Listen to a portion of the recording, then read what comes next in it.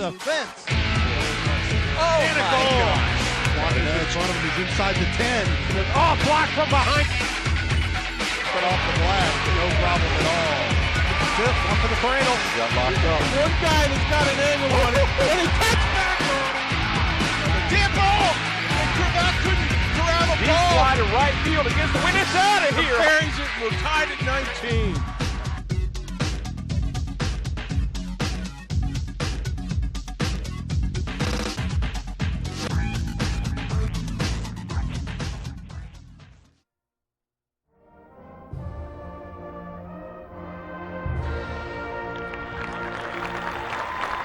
Hi everybody and welcome to Great American Ballpark. Tonight it's the high school players that take the field at GABP, and it's a beautiful night for baseball. We have the St. X Bombers and the Harrison Wildcats in our featured game here this evening. I'm Mike Schweinfest along with Christian Tracy. Christian. Good evening, Mike. How are you? It's a wonderful night to be here in the ballpark. Very good. Nice rendition of the anthem by Brian Egan and the Harrison High School and Harrison Junior School marching bands. Members of both schools are part of that group. Neat opportunity for not just our baseball players tonight, but our TV production class, our bands involved, and the community has come out and got a nice crowd here tonight. Big crowd for high school baseball for sure. It's an excellent place, an excellent venue, as everyone knows. Those of you that have been here, it's just a beautiful place, particularly on a Friday night in the spring with the temperatures in the 70s and the sun going down. It's a beautiful setting for high school baseball. The Wildcats have great memories. Last year, we all remember Michael Nolman hitting a grand slam in the top of the 7th to take the lead, and the Wildcats were able to finish it off and win in a pretty dramatic fashion. And really enjoyed those memories from last year. This will be neat because we're actually going to be under the lights tonight, and a new opportunity and a new group of kids in here, some with memories from last year and some stepping on a Major League Baseball field for the first time. It's got to be exciting. Harrison will be the home team this evening, and they are in the field now, and St. X will be soon to come to the plate as we'll get this ball game started. Leading off for St. X will be Sam Eckenbauer. He's an infielder, and he's a senior.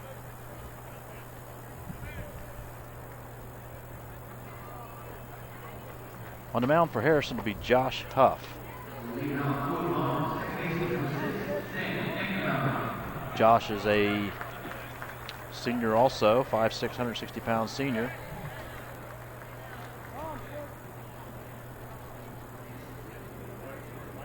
So we're getting ready to start play here. St. X comes into the game at 4-4. And the Harrison Wildcats are a 7-2 on the win-loss column. So we're about ready to get started here.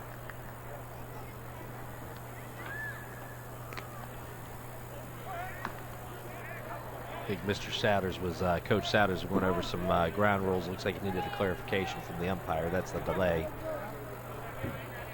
First pitch is inside for a ball. Oh, he called it a strike. We must be just off the edge because that looked a little inside. He's got a better angle than we do. Well, that's high school baseball is hurry-up baseball. Strike two. So 2 quick strikes on Ankenbacher for St. X. Josh looks like he likes to work fast, Josh Huff. And here comes the 2 balls in the dirt. 1 ball, 2 strikes. Little pregame jitters, throwing it back over the pitcher. Good to get that out of the way on something like that. And that distance, even though it seems like it's not the same, it really is still just 60 feet, 6 inches. Here comes the 1-2 pitch. Ball hit to the shortstop. And there's 1 out. Nice scoop. Nice scoop at first base. Good to see those nerves because everybody can now take a breath. Okay, we got the first one. Not too bad.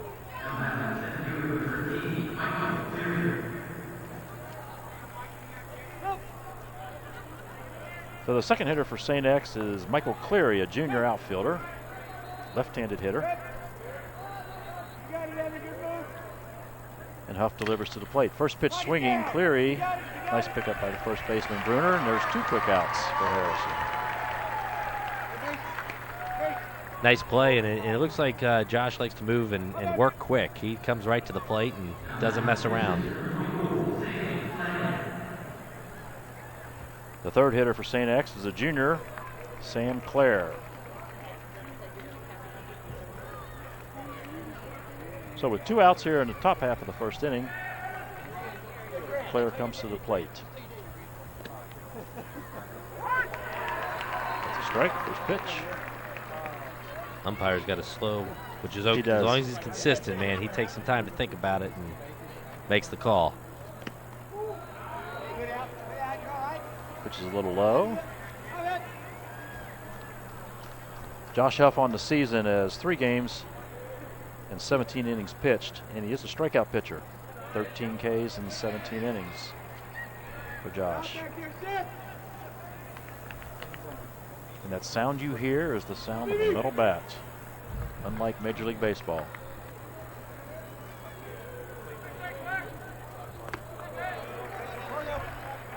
It's a little high and inside. Josh got some giddy up. Mike, you talk about the metal bats. You ever think that high schools will go away from the metal bat? Excellent job by Harrison center fielder at tracking that baseball. So 3 up and 3 down for St. X in the top half of the first inning. Harrison will be coming to the plate.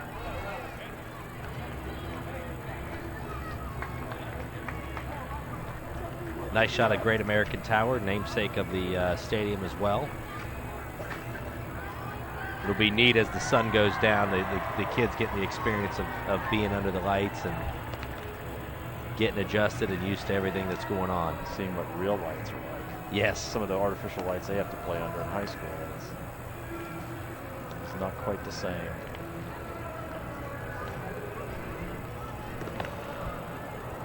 Yeah, I think that's one of the things we see in, kind of across the board in, soccer and football and not many high school baseball. We think about that too. Not many of the high schools have. I would say about half have lights physically on the baseball field. So they're used to a 4:30 start and let's go, and we got to finish before the sun goes down, especially in those early season games. Yeah, not too many high schools have the luxury of being able to play under the lights, and it's a big thing for them tonight. It's just really, growing up in this area, had the opportunity to play at a Major League Ballpark like this would have been a chance in a lifetime. And it's phenomenal that all the bodies involved in this and all the participants and all the people that say, hey, let's let the kids play on Great American Ballpark is just phenomenal, the opportunity for that. Well, you got to give the Cincinnati Reds credit. I mean, they've worked very hard over the years to connect with the community. They had this event last year when they were getting the stadium ready to showcase it nationally for the All-Star game. They make you feel welcome when you're here. And it's not just 2 schools show up and there's one guy supervising. This is, a lot of people behind the scenes working for the Reds that are here for an extra night, giving these kids an opportunity. And not just kids from St. X and Harrison, but all over the tri-state. It's a really neat opportunity. So Sam Clare, who was the 3rd hitter for St. X, is also the pitcher tonight. This year, 13 innings and 12 Ks. Has a sterling, a little bit of an inflated 5.64 ERA.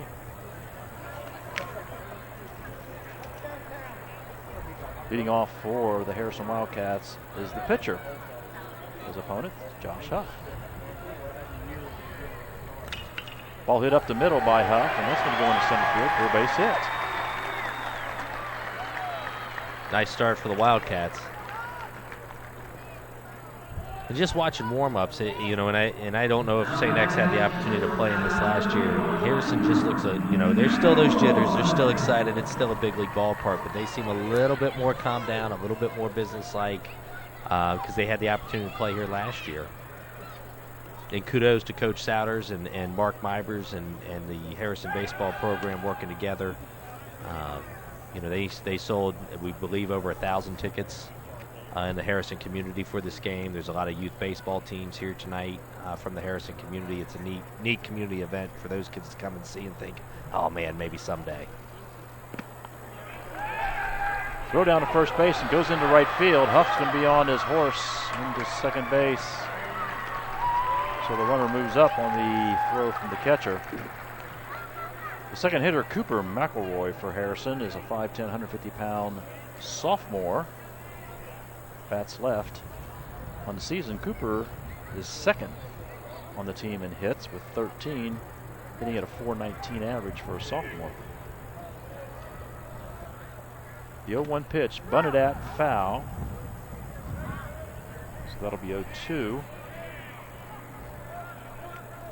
As Claire gets ahead in the count.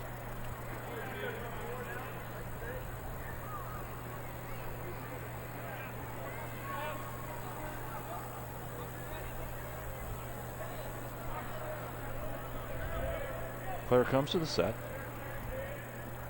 And the 0-2 pitch is on the way. Ball hit foul off the left side. Remains at 0-2.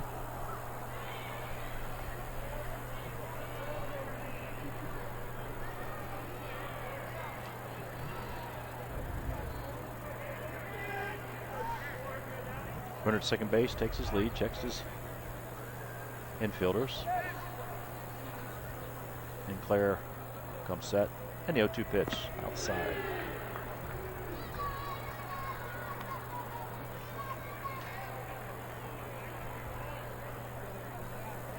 On deck for Harrison is one of their multi-talented athletes in Mitchell Hogue.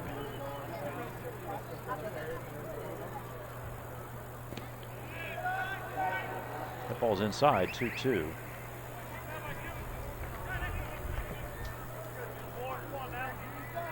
Josh sitting out on second base. He's itching. The Wildcats have stolen a few bases this year. Appears they like to run a little bit. They have 28 stolen bases. The 0-2 count now goes to 3-2. Claire does not want to lose McElroy here and create a first and second and nobody out situation. The Cats could jump on them early. That'd be a good boost. And even though the record indicates Harrison's having a better season, they're still a GCL team and an intimidating foe.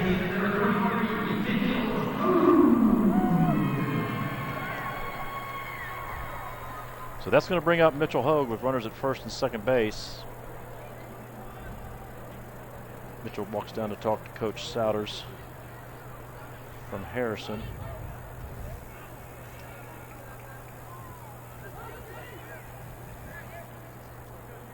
So we're in the bottom half of the first inning, still no score.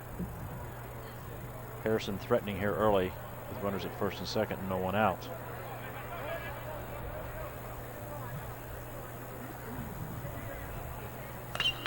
Ball hit into center field. Caught by the center fielder. Huff tags, and he will be safe on the tag from second. So sac fly for Mitchell Hogue, jumping on the first pitch seen by Claire after the 4-pitch walk. And that puts runners at first and third for Harrison. With one out. And Mason Bruner comes to the plate.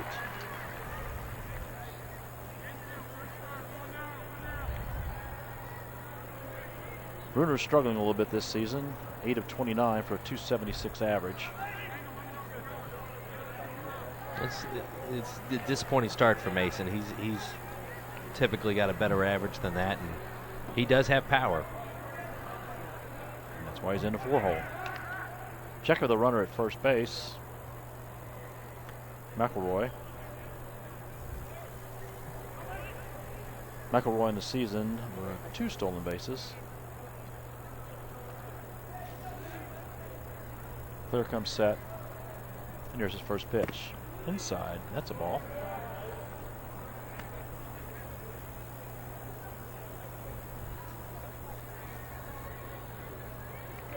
St. X fielders playing straight up. Medium depth. It's a big ball. We're over to first again.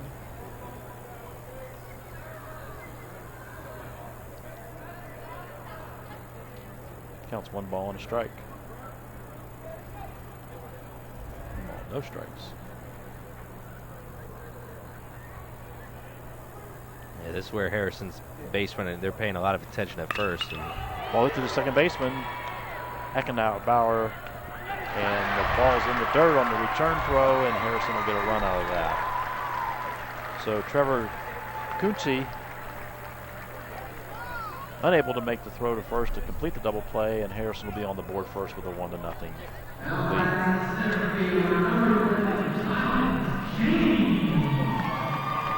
The next hitter for Harrison is Tylen James.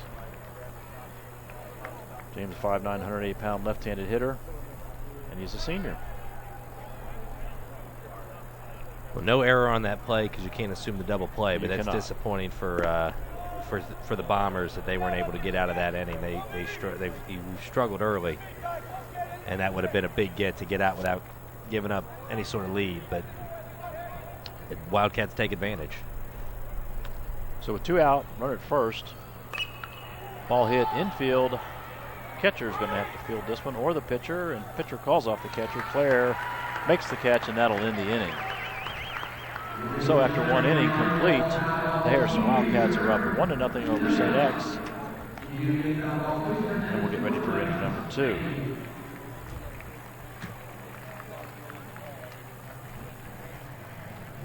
Gibby.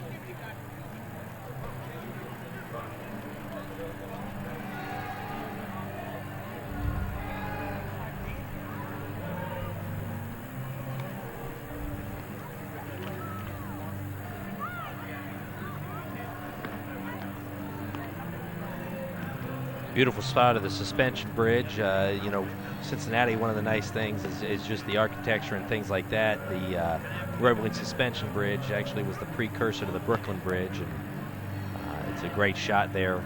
One of our former students, Spencer Dries, has actually applied to work on a movie going to be shooting in Cincinnati early next year about the Brooklyn Bridge, but they're actually using the Roebling suspension bridge as a model as part of that movie. So That's it's exciting. clever. Yeah.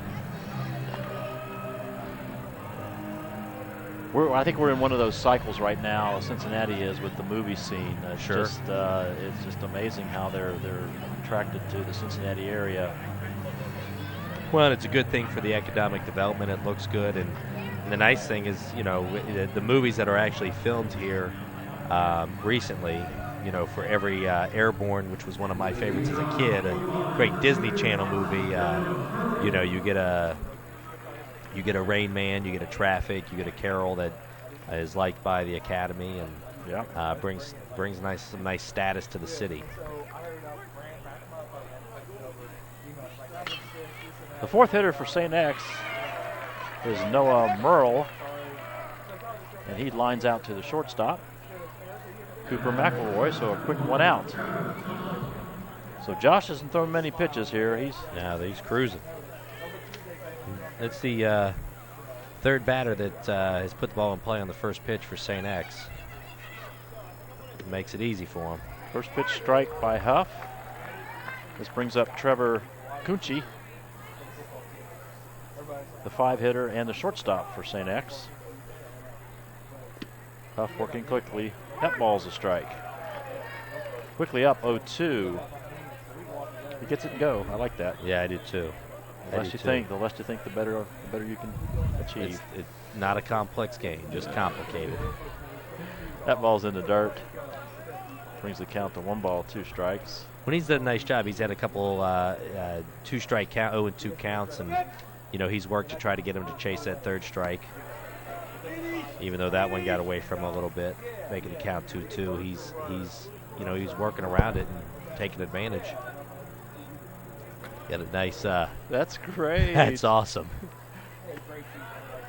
Got the steamboat going down or the tugboat, I guess it's not a steamboat, a tugboat. I'm looking at the steamboats out in center field. It's the River Queen over in the BB Riverboats over there, I think, that just shoved off.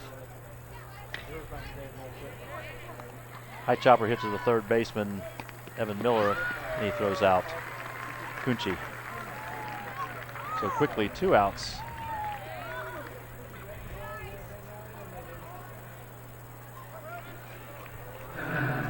The next hitter for St. X is going to be Brian Zenny. Also a right-handed hitter.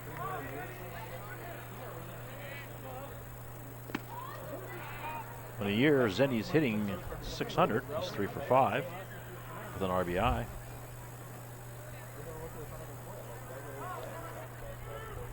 And he is a senior infielder.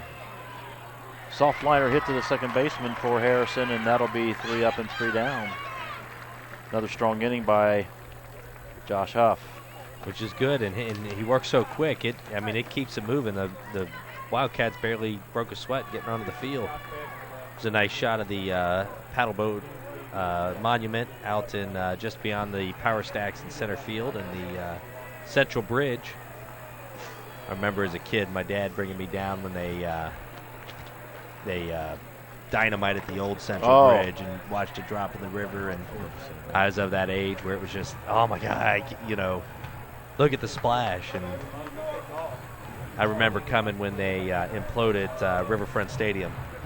Oh, yeah. And it was a cold December, cold December. And my buddies and I, we decided we're going to stay up all night. It's going to be real early in the morning. They're talking 500,000 people. We got to get down there early. And so we go. We spent a lot of time in the White Castle over there trying to stay warm and drinking coffee. And people started showing up at around 7, and I think at 8 o'clock, 8:04 or some crazy time was the time they were supposed to do it.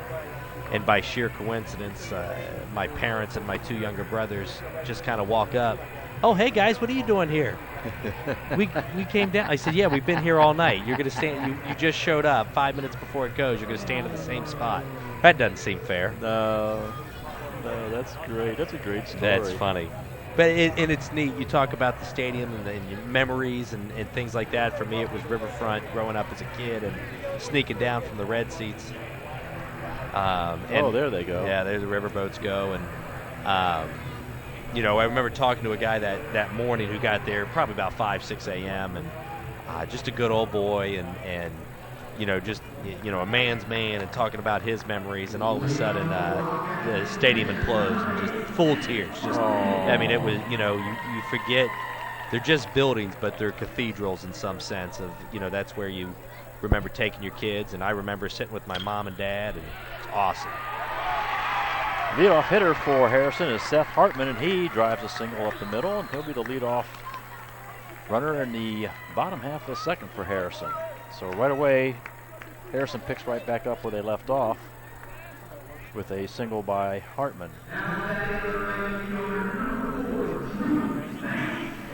Next up for the Wildcats is Drew Banks. Banks is a junior, 6'1", 185 junior.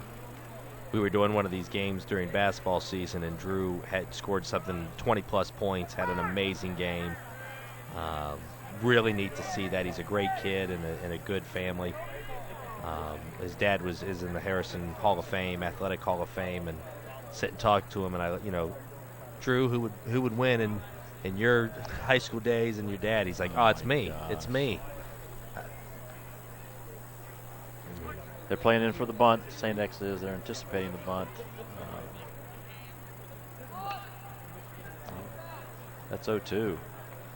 That's frustrating. It's one of those things you coach and you practice. And of course, the pitcher's not making it easy for you, but no, by any stretch. But man, you hate not being able to advance that runner and put it down and put yourself behind in the count. And you got to try to make the best out of it, shorten up the swing, and go.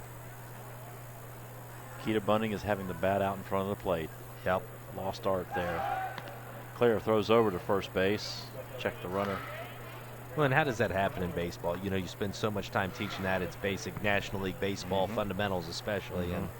And you watch it even at the major league level, just not the basics of it. I just don't think they pay enough attention to it. And you can tell the difference in bunting, pitchers bunting.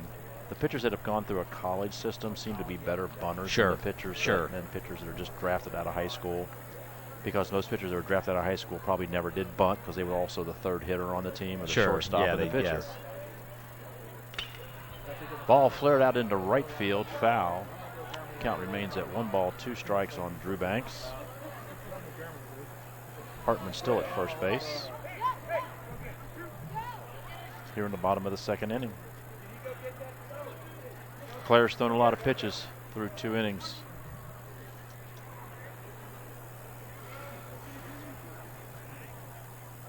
The 1-2. Called strike on the outside corner. So Drew Banks goes down. And that'll bring up the third baseman, Evan Miller.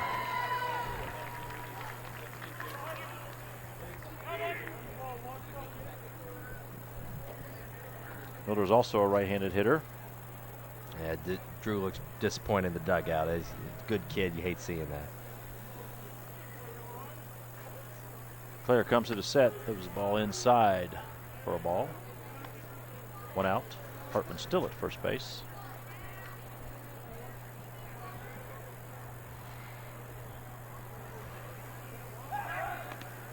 Claire checks the runner again.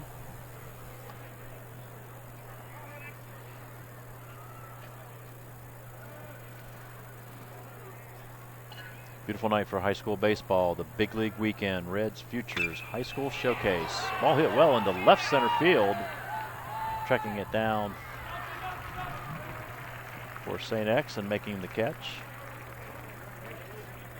Nice job by the center fielder. Yeah, it's still a big ballpark, and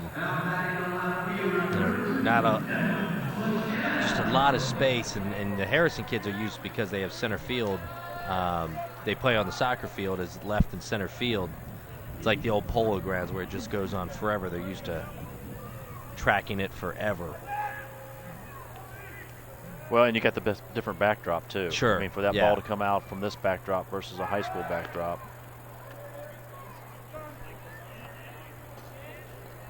See our band kids, and they're enjoying the Diamond Club seats. Haven't left them, but man, there are lots of popcorns and sodas down there. Devin Lachelle is the hitter for Harrison, and he drives a single into center field. The runner, Hartman, will have to stop at second base. That'll put runners at first and second with 2 outs now, as Harrison flips the order. And Josh Huff will come up to help himself here in a potential situation to score a run. That'd be nice. They've worked hard to get 2 on this inning. It'd be nice to see them dent the plate again. Let's see if Josh goes after the first pitch here. It seems that's to be the tendency for Harrison. Ball's inside. 1 ball, no strikes. That's 3 hits for Harrison on 1 run. No hits yet for St. X. Runners take their lead. Claire comes to the set. Timeout called by Huff. And we'll reload. Claire didn't look happy about that. No. I don't think any pitcher enjoys that, but you wonder if that's part of the mental game or what that is with Josh, and at the high school level, how much they think about that. Pitch outside as the runners retreat back to their bases. You really want to get some runs here as long as this half inning is taken. Oh, you yeah. don't want Josh to get cold. He's cruising through 2, but both the at-bats for the Wildcats have been extended. And you don't just get out of the rhythm, and he likes to work so fast. Pitch in the dirt, and that's 3-0. Sam Clare working himself into a little bit of a trouble here. You let him swing here, Mike? I don't like 3-0 swings unless I know I've got a lead and I've got the best hitter I've ever seen up there to plate. Yeah, I tend to agree with you. Take the free base when you can get it. He still has to come back and throw 3 strikes to you. Sure. I was always one of those kind of coaches that like to put runners on base. I'll take my chances with runners on base. A lot of things can go wrong. Ball hit into center field. Not going to be enough, though, and the center fielder for St. X makes the catch, camps under it, and no runs for Harrison. So we've played 2 complete innings here. And the score is Harrison 1 and St. X 0.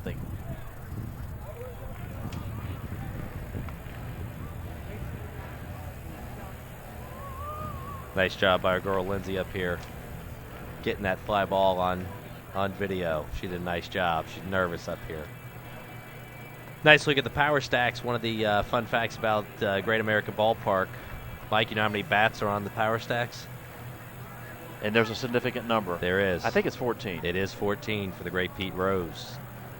One of the nuances when they built the ballpark. 7 on each stack. It's the hidden things about. Yes. We're not going to let Pete in, but we're going to do certain things that allow Pete to be part of this. Well, and it'll always be a great debate. Should Pete be in the Hall of Fame?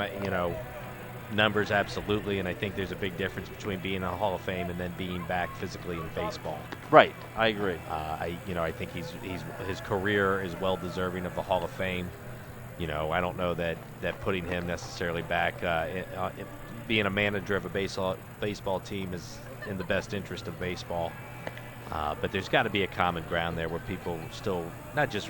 And yes, I've been to Cooperstown. I've seen. Yes, they recognize Pete Rose. Phenomenal. But phenomenal. Oh, it's amazing.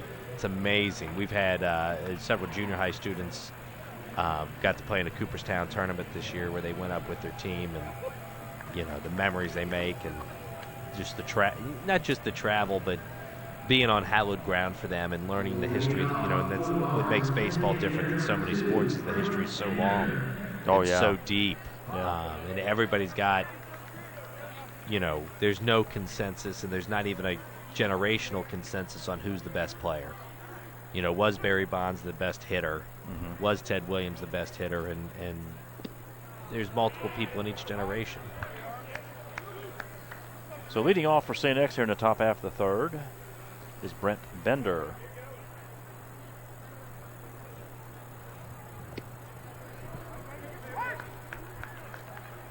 1-1 the count as Josh Huff delivers the pitch.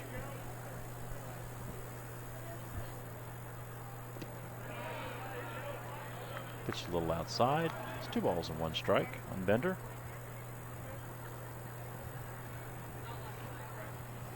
Bender on the season is a .222 hitter, left-handed hitter. And that's a strike. Some displeased fans. They don't like that delayed call by the umpire. I know, I heard that. That pitch is outside, runs the count to 3-2. So in the first 2 innings, Huff was just pouring the ball right in there, strike after strike, and now on this first hitter at least, he struggled a little bit. Here comes the payoff pitch. Ball hit hard down to the first baseman. Mason Bruner makes a nice play for Harrison, backhanded. And that's an out. Nice defensive play by Mason Bruner. Yeah, it was a really nice play. Nice pick. Calm. That's his second unassisted put out of the game. Anthony Morgan, the right fielder, and also a left-handed hitter coming up for St. X. First pitch swinging to left field. The fielder tracks it down for Harrison, and there are quickly 2 outs.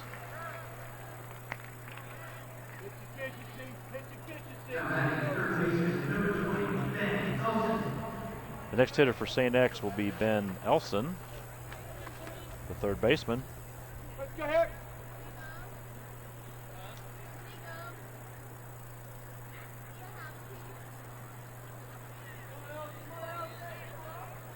Ben on the season hitting .154.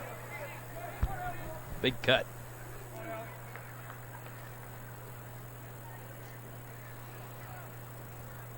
So with 2 outs here in the top half of the third. Which is a strike, 0-2.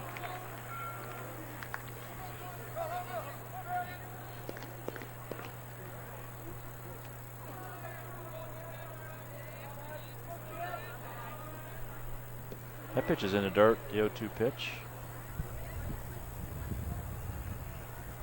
Blocked by Hartman. Took one for the team there. Yes, he did.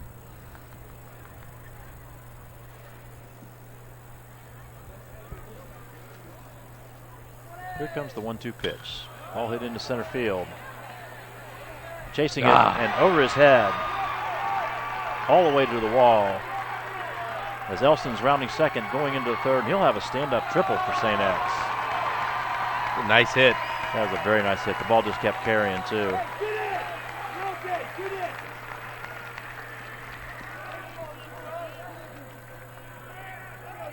So they finally find a chink in Josh Huff's armor, and they get their first hit of the night. St. X does on a triple by Ben Nelson.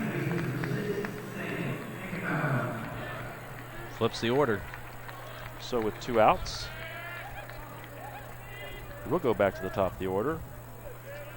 Sam Alkenbauer, the second baseman for St. X.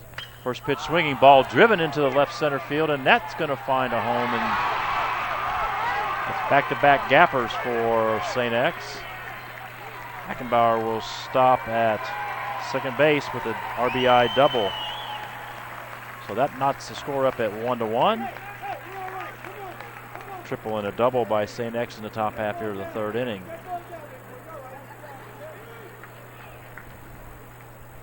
Well, and Huff went through the first 8. He did cruise. Yeah, he did cruise. And, we talked about that, when the Wildcats are betting, a long inning that they didn't get any runs out of, which is certainly frustrating, and you wonder how that impacts when you're just mentally a go, go, go pitcher, and now you get somebody on base, everything has to slow down. How do you keep your focus and keep moving forward? So Michael Cleary steps to the plate with 2 outs.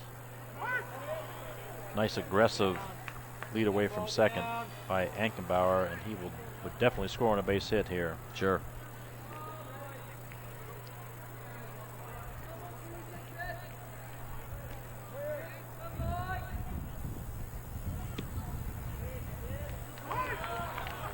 Quickly 0-2 on Cleary. With 2 outs here in the top half of the third. Game knotted at 1-1.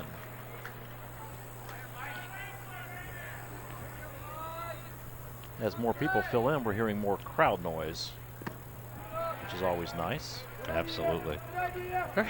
Really a very nice crowd, both by St. X and by Harrison. Just a good night at the old ballpark. Yeah, there was buzz around campus over the course of this week at the junior high and at the high school.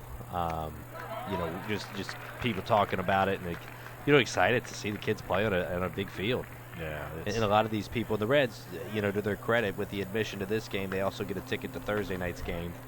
So it's a 2-for-1 deal, and there'll be a lot of people from the 45030 zip code down here Thursday night. High fly ball in the right field should end the inning, and it does. So St. X comes back on back-to-back triples and double to tie this ball game up at 1-1. We go into the bottom of the third inning. Harrison will be coming to bat. When talking about Thursday night, one of the neat opportunities, our band's going to get the opportunity to play the national anthem again on Thursday. Mr. Brown, our retiring superintendent, gets the honor of throwing out the first pitch at the ballpark before the Reds game. It's a neat opportunity, and the Southwest Local School District and Harrison High School is certainly going to be celebrated and recognized, and a neat opportunity for everybody involved. Well, it is, and once again we get back to all the people and all the different aspects of this event that are involved by this. Just the opportunity, not only for the kids, but then to give back and then bring people down here on another night and be able to enjoy another Reds ball game on another night. The chance just to keep it going. Talking about the Reds, Mike, what do you like what they're doing with the rebuild this year? I do. I really do. I mean, it was inevitable. They lost they took a shot a couple years ago and just couldn't stay healthy and ended up dumping all the prospects. It just gets back to you never know. You make a move, you make a decision, and you sign somebody to a long-term agreement. And sometimes they work and sometimes they don't. That's the history of baseball. It's no fault to anyone in the Reds organization. It's baseball. It's what it is. Sure, and you're still a mid-market team, and it's a challenge. And they do a great job, and they have great young arms. But you go back to when they traded for Latos and some of those guys. Yep. Grondel's an all-star. Boxberger was an all-star. Yep. You had prospects in this organization. Yonder Alonso is an all-star. Yep. You had to trade some big pieces to go for it. Yeah. And being a mid-market team, you don't get that many opportunities. Correct. So yeah, you have to do it. It's fun. I like watching the rebuild because I like watching the minor league system. I do too. Young guys realizing they can make it. Ball hit by Cooper McElroy off the first baseman's glove. Sam Kendall, and McElroy's going to be safe. Nice speed by McElroy coming out of the left side there. Good try by Sam Kendall. And the pitcher, Sam Clare, smartly gets over to help cover.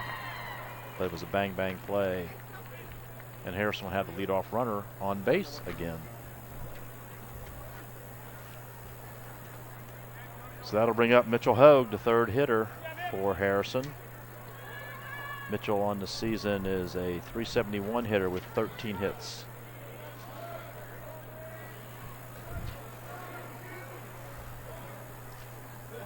McElroy's on the run. Mitchell swings and foul ball. Looked like a little hit and run there. Yeah. Mitchell's swing was a little delayed. It looks like he was trying to go with the right side. Yeah, it did. And Cooper out on first. He's got good speed. You saw it moving down the line on his single just before. It's a nice time to put that on. Oh, absolutely. I mean, basically the second baseman's playing a little bit towards second base because of the double play ball. Not ever scouting Harrison, don't know the tracking of how Mitchell Hogue hits the baseball. Well, and Mitchell's one of the better athletes in the school, and definitely has ability and the ability to go to the right side when needed. I know Coach Souders and Coach Roberts spent a lot of time working on that and making sure that kids can spray it all over the field.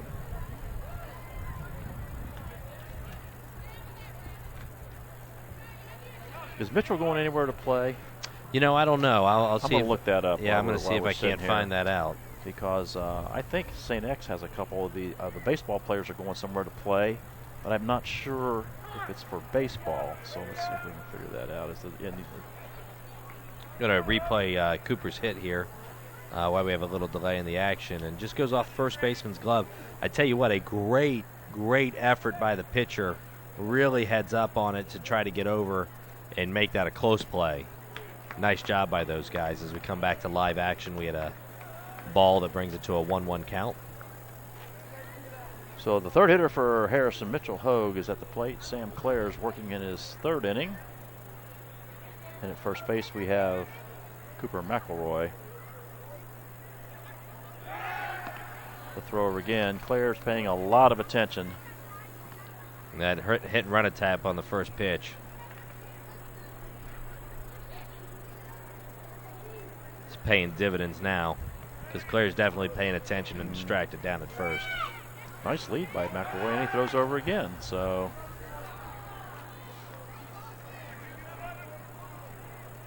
1-1, nobody out.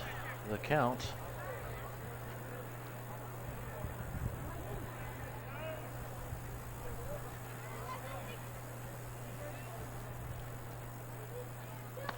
Pitch out was on.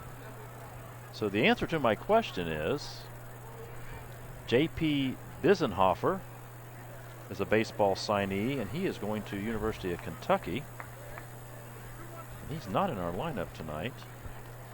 And Noah Merle, the left fielder for St. X, is going to Case Western Reserve for baseball. Now checking the stats real quick here. I don't know what's up with J.P. Bisenhofer. He's a 348 average. He's a signee for University of Kentucky, so Wonder why he's out of the lineup tonight. I don't know. McElroy going. There he goes, and it's ball 4. So now Sam Clare's pitched himself into a little bit of a situation here. McElroy got a good jump on that. He would have been. I think he would have been. Would have had anyway. that base stolen anyway. Got a visit to the mound by St. X's coach. Common Clare down. He was real disappointed. He gave up that walk. You could see that frustration, and coaching's half X's and O's, half psychologist, half psychiatrist. You got to be everything. Try to be everything to everyone, and I think it continues to be a challenge. Mr. Mibers just sent me a text. He is going to Mitchell Hoag's going to Thomas More. He's going to be a dual sport athlete in both football and baseball at Thomas More. Okay, well, I'm just looking that up. It looks like Harrison also has 2 players. Tylen James is going to Alderson Broadus for baseball, and Austin Miller is going to Wisconsin Superior for baseball. Very cool. Very cool. He must be a pitcher. Austin must be a pitcher, I bet. Yeah. You're probably right. So here we go again. Mason Bruner, the 4th hitter for Harrison. First and second, nobody out. Claire delivers. Bunt, fouled back. Now, we talked about this earlier. Yep. If you watch on TV, how quickly he tried to bunt that ball down. Yes. If he's going to bunt, then he just needs to square himself up, give himself up, and get the runners over. But it was almost like he was trying to bunt for a base hit. Well, and being the 4-hole hitter, my guess is that is not his wheelhouse. But, I certainly understand in this situation and in a game that should be tight, trying to get the runners over. So the 0-1 pitch, and he's going to bunt again. Now, the first baseman's charging. The pitcher has third base coverage. Third baseman stayed home. Let's see if they change anything up here. Sure. When these are the, people that flip the game on and you look at strategy and things, in that play when you try to coach, these are one of the, these are difficult situations. You got to have 9 guys doing the right thing. When he gets the ball down and it's to the third baseman, nice one-handed play, but it's thrown out into left field by the third baseman, Ben Elson, and Harrison's going to score a run off of that. He's going to get another. He's going to get another one because the right fielder, Anthony Morgan, cannot come up with the baseball. So on the first and second bunt, an errant throw by Ben Elson of St. X into right field creates a 2-run advantage for Harrison. But I tell you what, we talk about playing this big league ballpark, and that's a great bunt by Mason. Both him and Coach Roberts, they missed it. That ball got by the right fielder and went all the way down into the corner. And Mason could be ended up on third had they seen that, but they were paying attention to the runner scoring. Looks like we're going to have a courtesy runner, high school rule for courtesy runner here. I'm not familiar with high school rules on, it's probably a courtesy runner re-enter thing. I think you can do that once, maybe.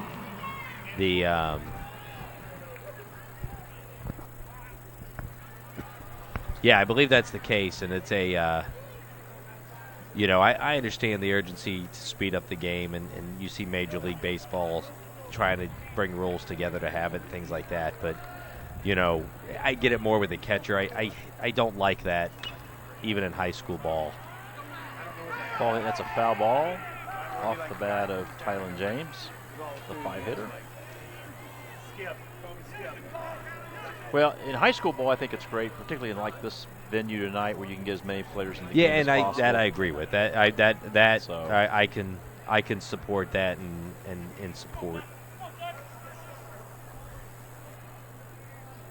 I think the purpose, of the rule. And it's perfect for a game like tonight, I agree. But the purpose of the rule is to speed up the game. But by the time you stop, tell the umpire, do this, do that. I don't know how much it speeds it up. Ankenhauer, DeCucci to Kendall, and the runner at first base is safe. Tylen James. Coming from the left side, it's a little bit hard to double up somebody like that. Well, in some unhappy fans. That was a close play at first. We'll check out this replay here. Do we have slow motion replay? Oh, yeah, it's bang bang. It was bang bang. Oh, there we go. I like this. Good stuff. Yeah. Good stuff. Nice job by the truck, guys. Good job. It was bang bang for sure. So that brings up a runner at first base for Harrison and 1 out. First pitch is the ball, and our hitter is the catcher, Seth Hartman.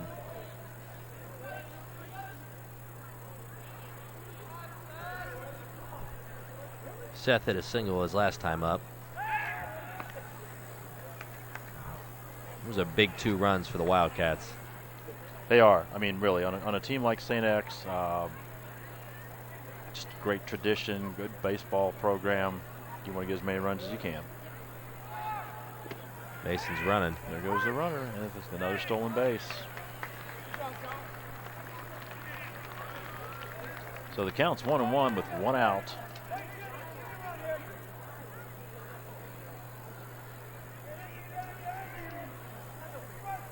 On the season, that's 5 stolen bases for James. Yeah.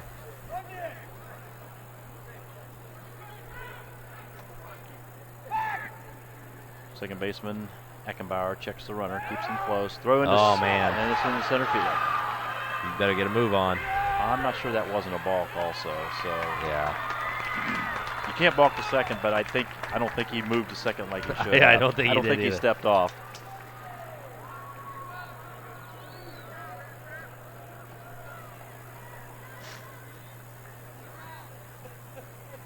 So that puts the Harrison runner at third base with 1 out.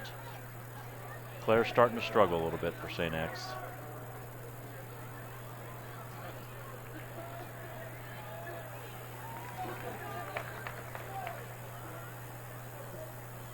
So the third baseman Miller has a 1-1 count with 1 out. Chance to get another run in here in the bottom of the third. Pitches a strike. Nice pitch. St. X infield's in. Outfield's playing at medium depth. Enough for a sac fly. Had the chance to throw the runner out at the plate.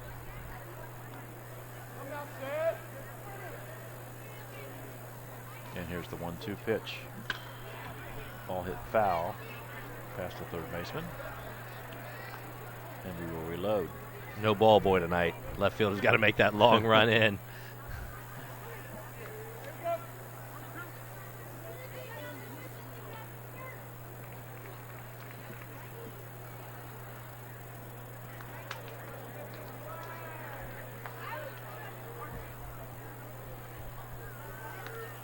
Claire comes set, and here's the 1-2 pitch.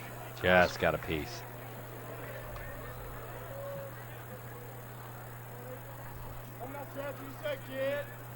Look at that pickoff attempt to second. So yeah. I don't think that's a move you can make to second, but gets away from him. And some of that too, you're just rushing, get too, I don't want to say too cute, but not fundamental, and you end up making mistakes a lot of time, like throwing it in the center field. Yeah.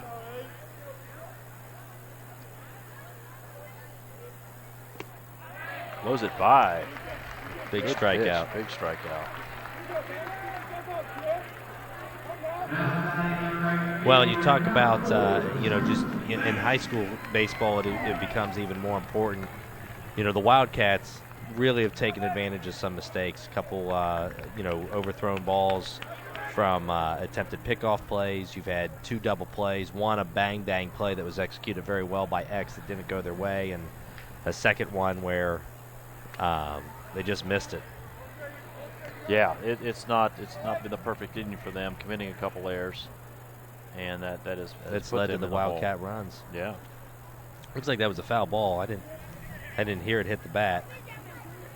Drew's bat. He struck out looking his last time up. He needs some confidence here.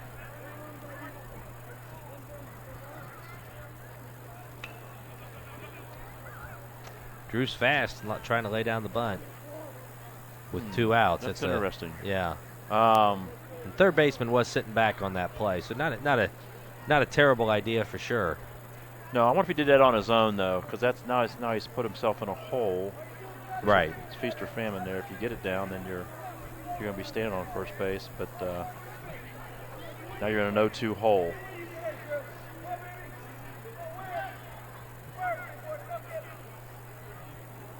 So Claire comes set, 2 outs. And that's strike 3 on the swing, and that'll end the inning. So we've completed 3 innings here at Great American Ballpark.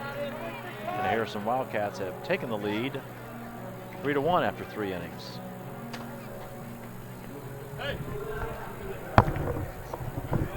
Nice picture of the Scripps building there. part of Cincinnati's history. I remember that being built as a kid and overlooking, sitting in the red seats in Riverfront watching that being built. The largest skyscraper next to the Crew Tower and the Great American Tower, which is the tallest in Cincinnati now.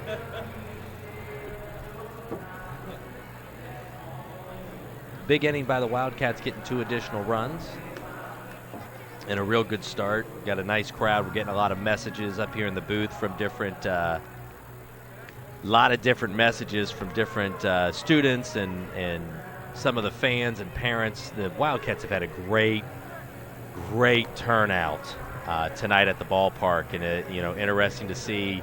I got kids in the student section. Kaylee Fox and Yulia Liliadol sending messages up here talking about what a neat experience this is at the ballpark. Got some great pictures of some of our students here hanging out behind the dugout. Speaking of ballparks, I have to go back to the story we talked about earlier. You were talking about the implosion of the stadium, and of course, being a few years older than you, I remember going to Crosley Field. Sure. And they're going to do something really cool. You can't find Crosley Field today. You can only sure, see, you got to know where it's at. Exactly. Yeah. But not the drop-in center. I can't think of the program now down there. They're going to put a mural on the wall.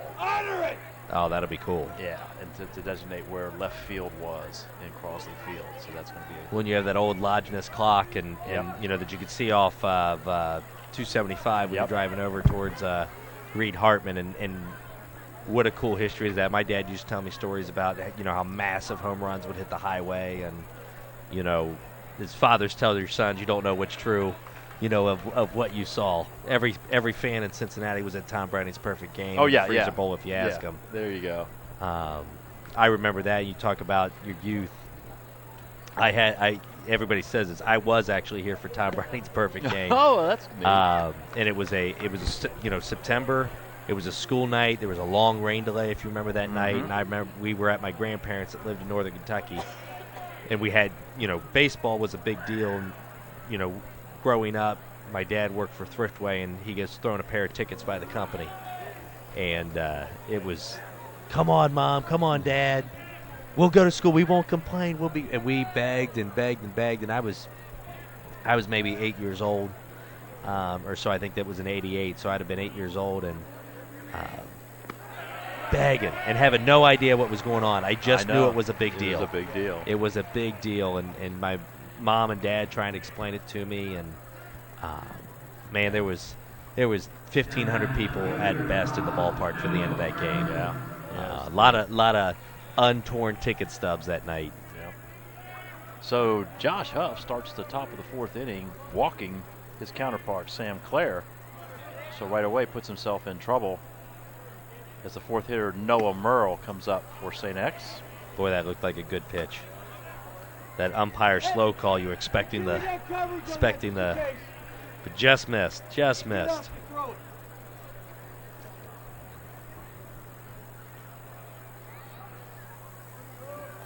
Merrill hits the ball into left field. Left fielder's playing very, very deep, and that ball's going to fall because of that. So, walk and a base hit. Not sure where the left fielder was on that one. No, he was playing way, way deep. Now, Merle did hit the ball real hard his first time up. Now he's kind of creeping back again. Yeah, he's awfully deep back there. So Josh Huff's in a little bit of trouble here in the top half of the 4th.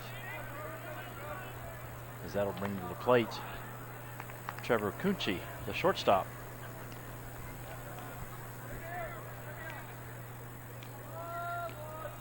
First and second for St. X. Nobody out. Ball hit into left field. That's why he's playing deep. And he's going to have to go get it, and does. That's a nice catch. That's a nice play. Oh, he had to be nervous all the way down. Just short of the warning track. That is a real nice play. I can't catch the number of the left fielder.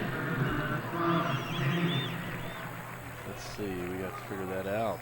I'm going to give him credit for that. That might be. No. It's not Tylen. Tylen's in center, right? Yeah, I believe so. Yeah, Tylen's in center. Ball hit to the shortstop. This could be 2. quick throw to second one, and nothing's going to be on the second. Tell you what, it was a nice play. Nice play by the St. X runner. You know, they emphasize safety and things like that, but he definitely was part of breaking that double play attempt up, but did it in the right fashion where you're not 10 feet off the base sliding into somebody, but just came in a little hot, making the shortstop or second baseman uncomfortable, rather. So Zenny on the fielder's choice will be at first base. Claire, the pitcher, still at third, and that'll bring up Brent Bender.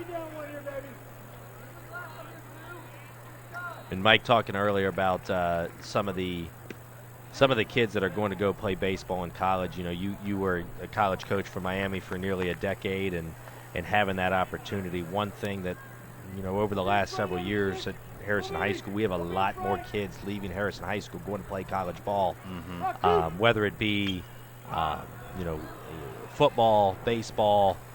We have our first diver in a lot of years. Oh, my goodness.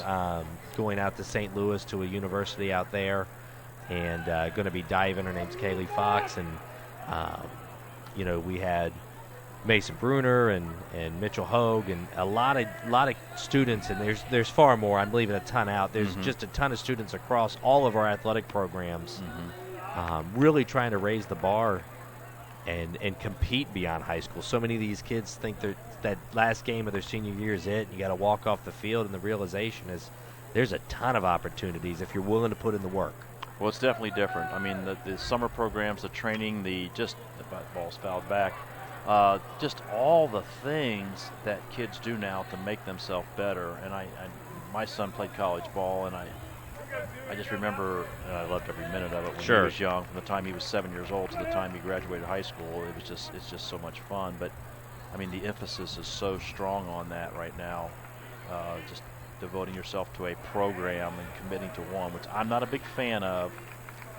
When I did recruit, I remember going and watching baseball players in their high school basketball season, because you can tell so much of their athleticism on how they run and how they move and all that. I can teach them how to hit and throw. I can't teach them how to run and be fast. Sure. So. Well, and I think a big challenge too, and I've heard of other people who have coached in college and talk about that, because the other thing you can see, you know, it's not always easy to see what type of teammate a kid is in baseball, just by the nature of the sport. You can watch elements of that and things like that. Great point. You know, you watch football, you watch. Ooh, wow. That ball's hit. And right fielder's going to catch up with it. And he does. Wow. So the early threat by St. X goes without a run. And after 3.5 innings, we have still a 3-1 ball game, Harrison Wildcats. Yeah, but getting back to that, just kind of elaborating on that, when you recruit athletes, there's a lot of things, and it's even more. I just read an article the other day with the NFL draft coming up. Sure.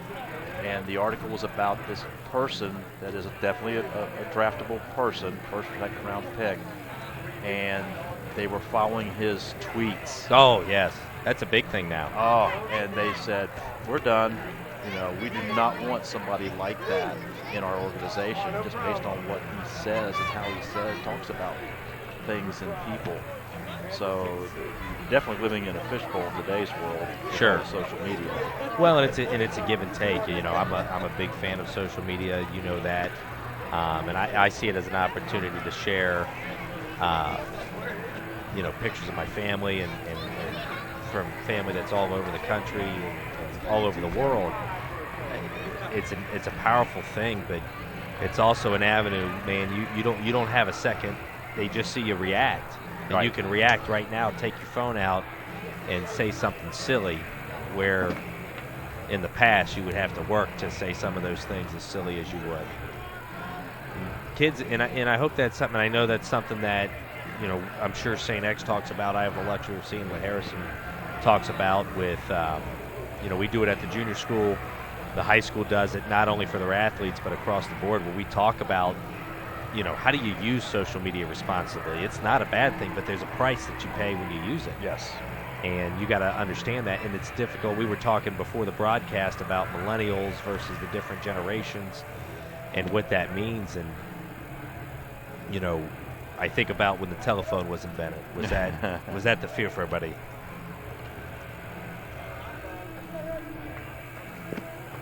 So, yes, as we go into the bottom half of the fourth inning, we have a new pitcher for St. X, and that pitcher is Brennan Hatton. Brennan's had 2 innings of pitching this year through the regular season. Another neat thing about this game being a non-conference game, kind of a showcase game, some of the players that don't get a lot of action get a chance to play in this kind of ball game, particularly a pitcher, because coaches are saving their better pitchers for their conference games. So, new pitcher for St. X is Brandon Hatton. So leading off the bottom of the fourth inning for Harrison,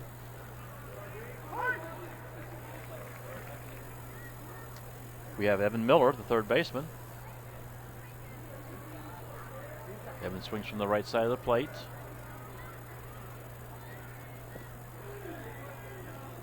Hatton goes 2 balls, 1 strike.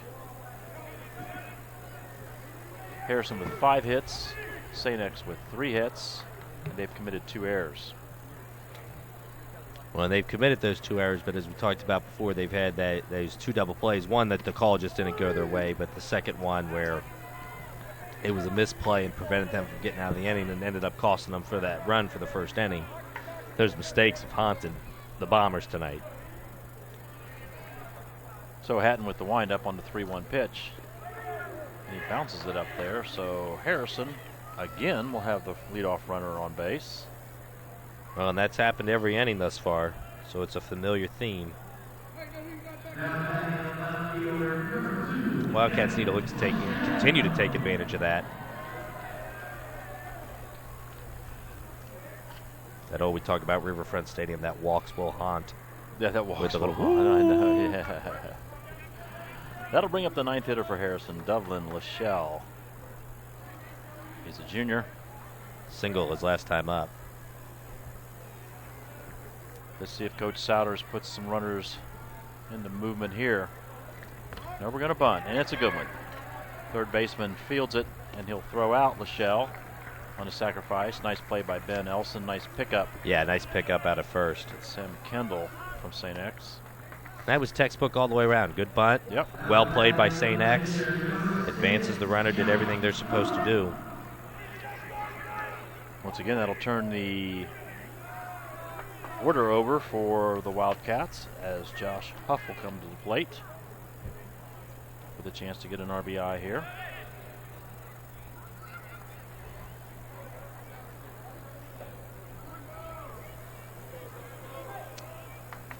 Runner at second is Miller. Hatton, the pitcher, doesn't like his position. He'll reset. Looks for the sign and comes set. Josh Huff trying to bunt for a base hit. It's fouled off left. And the Wildcats have looked at that a couple times tonight where they've tried to do that quick bunt. That's tough. That's tough to execute. It's hard unless you work at it, and you need to work at it daily. Yes. I mean, it's something you just don't try once and practice once. Let's say here we go. According to the schedule, Harrison will be in action tomorrow with another non-conference game at Hamilton, and that's a night game also.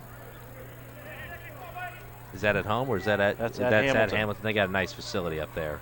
And also at Prasco tomorrow night, St. X will be playing Baden tomorrow at 1 o'clock. So quick turnaround for them. The bunt's good by Josh Huff. He's going to be safe at first. As the second baseman never got his foot on the bag. Okay. On the bag. Well, that's a nice bunt by Josh Huff. Yes. That'll move Miller over to third base. And Harrison's going to have runners at first and second base. So yeah, both teams are in action again tomorrow, and then they get pretty much into their conference schedule as we wind down the month of April and into the first week of May. One of my when I was recruiting and coaching, I just hated the fact that in Ohio that the season ended so early. Sure. I mean, just when the weather started to break, and I don't know why the gods from up in Columbus would always why the season had to end, and by May. Why couldn't it go into June and all that? Sure. Just to get better weather, but. One, and I think it's going to continue to be a challenge because so many schools, including our own Southwest, the school year starts so much earlier. Yeah. And it's a challenge. We end before Memorial Day this year. I mean, there's a lot of there's a couple weeks of baseball season left. Yeah, that's a whole other cycle. There's a nice move by Hatton. That was a nice move. So the Wildcats have runners at first and third with one out. And Cooper McElroy, the left-handed hitter for Harrison, the number 2 hitter. We have a replay of that play at first base on the bunt.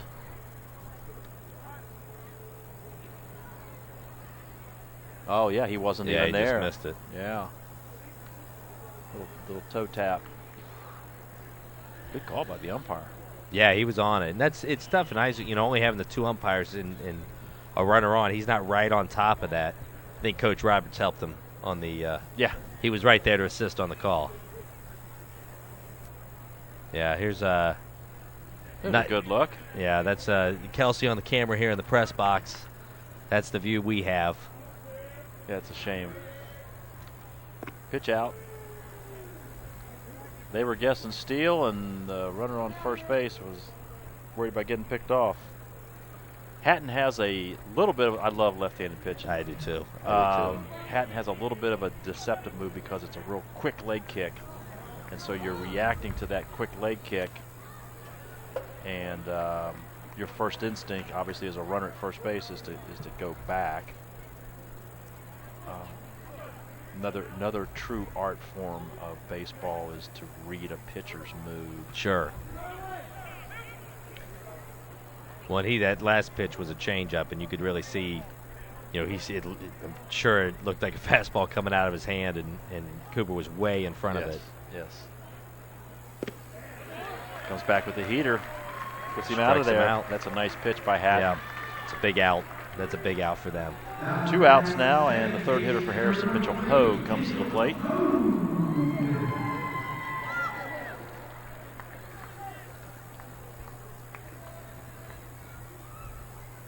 Hogue on the season hitting at a .371 clip with 9 RBIs. Second in the team in total hits.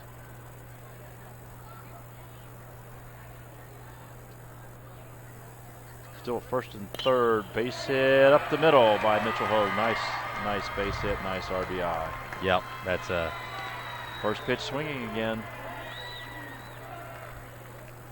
So that'll make the score 4-1 Harrison now. 6th hit of the game for the Wildcats.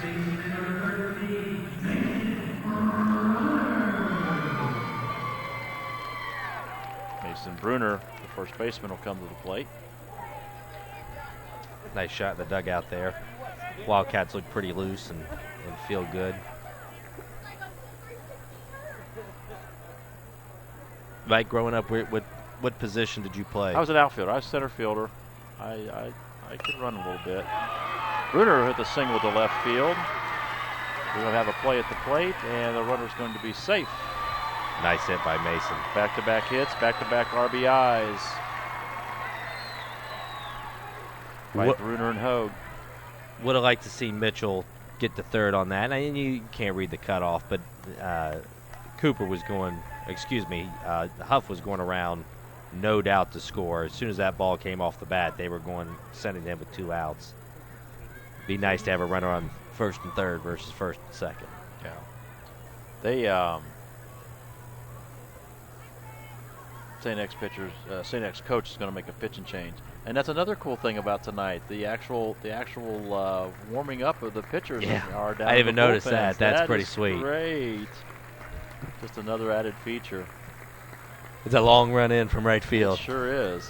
And a lot different than whoever this is running in. He's moving a little bit. I would take every moment of that and enjoy it. Yeah.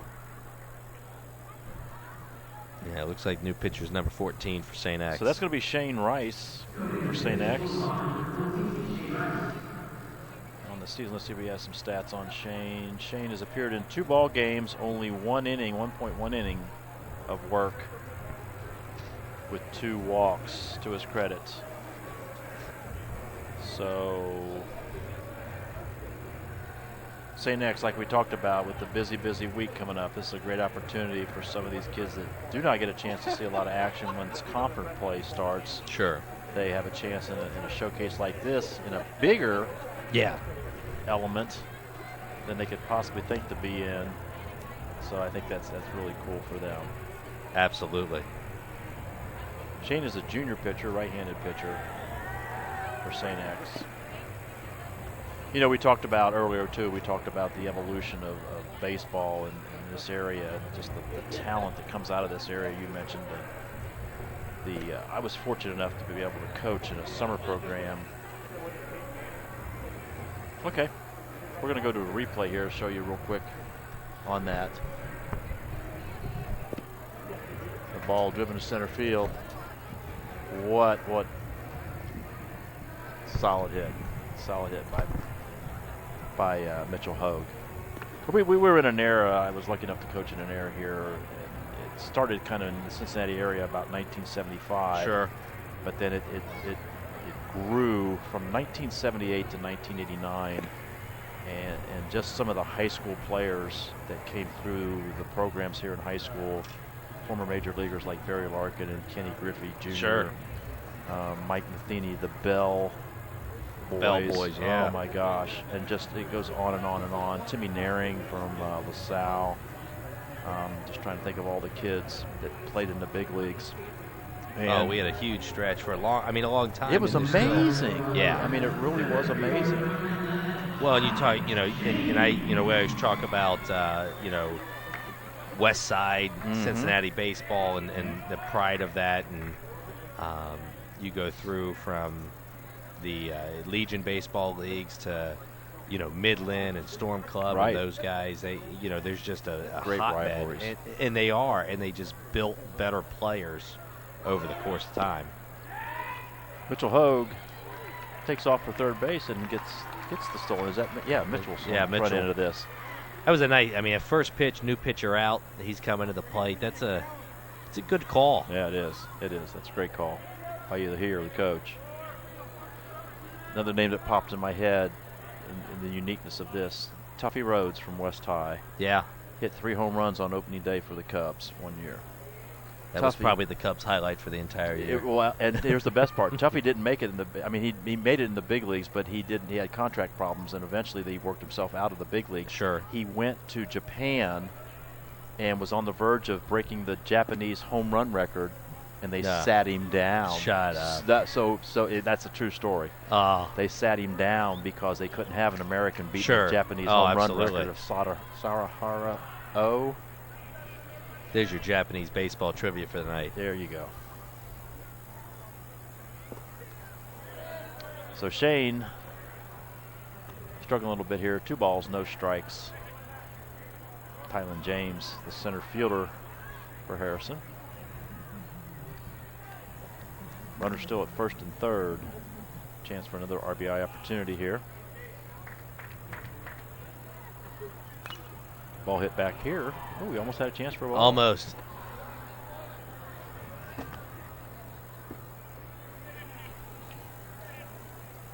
I'll tell you, I like the way the kids swing the bats. Sean Yeah. Souders has them aggressive. They really are aggressive at the plate. And they got to go. You got to throw strikes, and they do a good deal of scouting as well. So I think that helps with them coming in. But high school ball, especially when new pitchers come in, they want to get ahead. That's James, what they're being told. it's a jam job there, and the first baseman will take care of that, and that'll end the inning. But 2 more runs for the Wildcats in the bottom of the 4th. That's going to bring the score at the end of 4, 5-1, Harrison. Mike, I'm going to turn my mic over here for a second. Joining us in the booth is Chris Niehaus. Chris is our new high school assistant principal for the upcoming school year. Looking forward to him taking the leadership role in this district. Chris is a Harrison graduate and was an athlete and a long family history in Harrison. And Chris, as you sit here at the ballpark, you're getting ready to take over the realm as the high school assistant principal next year. what are your thoughts about the experience and the opportunity for the kids? I'll tell you what, this is such a great experience for these young men to be down here at the stadium in this atmosphere, this environment, and my nerves are pretty high for them. I can't imagine being out there on the field where they're at right now. Sure. Well, we talk about baseball. You grow up coming down here and coming. You and I are about the same age. Going down to Riverfront Stadium. You got any favorite ballpark memories or? I'll tell you what. I was in the. I got the opportunity to be here when the Reds won the 1990 World Series, and good old Lou Piniella runs out to first base on a bad call, and he chucked it. I think not once, twice. I think 3 times down the field. That was pretty neat. I remember that. I remember that vividly, watching that on TV, and and I remember those things where I remember when Pete Reyes shoved Dave Pallone, the old umpire, on a bad call and got a suspension. That was over at Riverfront, and people throwing things on the field, and I'd gone with my Little League coach and his son to that game, and I remember coming home like, Mom, you'll never, there's no cell phones, there's no anything like that. Right. Mom, you'll never believe what happened. So it was a neat experience, and for you as a father, you got young boys are here at the ballpark with you tonight. Got all 3 boys down there, and my wife's down there with them, keeping them under control. Probably waiting for me to get back. I'm sure she is, but it's got to be a neat opportunity, and for them to be a part of that, and they play baseball, and them to think, maybe someday, someday I'll get the opportunity. Yeah, we did a pretty neat thing here for the Harrison Heat. My son plays for the Harrison Heat 8U baseball team, and we got their team down there with their jerseys and hats on. We're looking forward to, like you said, maybe someday this is their goal to play for the Wildcats here. So really neat experience for them as well. Absolutely, and we appreciate you and the coaches. I know you guys had to reschedule a game tonight so they could be a part of this experience at the ballpark. What a neat experience for these guys, and they'll remember this just as they remember their Little League games, just as you and I do when we were kids. Oh. Nice stroke there, single into right field for number 9 Morgan for St. X. Big hit for them. That's the first time they've had a first batter base runner of the game. Chris, real quick, we don't want to keep you because I know your wife is, I'm sure, anxiously awaiting your return, but would be remiss if we didn't say congratulations on your new position. We're certainly going to miss you at the flagship at the junior school. That's right. And, glad that you're a part of the leadership of the district, and look forward to you being a part of it for a big future as we go forward. We are very excited about the things and excited about your impact that you're going to make on our young men and young women of this community, and appreciate you joining us up here tonight. All right, thank you. Having a blast. Thanks, Mr. Niehaus. Joining us was Mr. Niehaus. He's the new assistant principal of Harrison High School for the upcoming school year, as Mrs. Hayes, the current assistant principal, will take over as assistant superintendent, and our current assistant superintendent will take over, John Hamster, next year as superintendent of the district. So we'd like to welcome our new leaders and look forward to their experience, their knowledge, and their enthusiasm as we move forward. All right, so St. X, like you said, Christian, first time they've had a the leadoff runner on base. Ben Elson, the third baseman, is now the hitter. Gets a 2-ball, 1-strike count. Josh Huff is still in the game pitching here in the top half of the 5th for Harrison. Infield kind of straight away. Really not at double play depth. The second baseman and shortstop. Shortstop's a little deeper. Second baseman's also a little deep.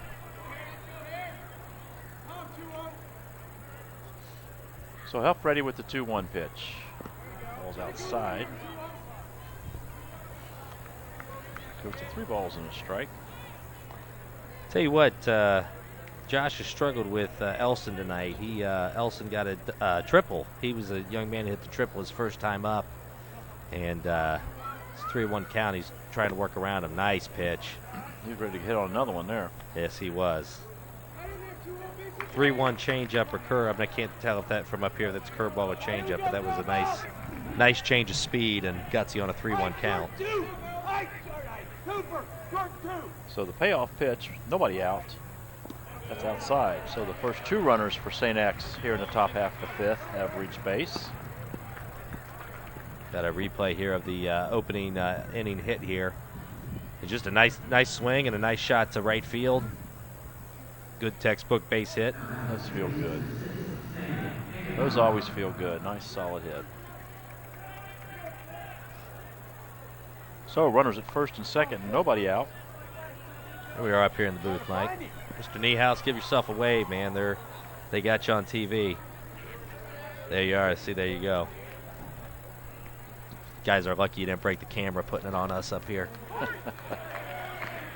Breaking ball's over for a strike. That's amazing. You guys, Yeah. I'll tell you, that is amazing. So Anthony Morgan, the right fielder,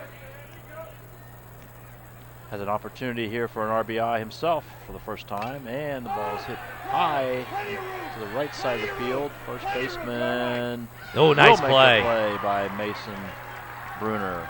That is a big, That's a huge out. big out. And they don't get to make that play at the high school ballpark. No, There's they not don't. enough room. So that is a nice, nice play. Michael Cleary will come up Ready to go. for the Bombers with one out.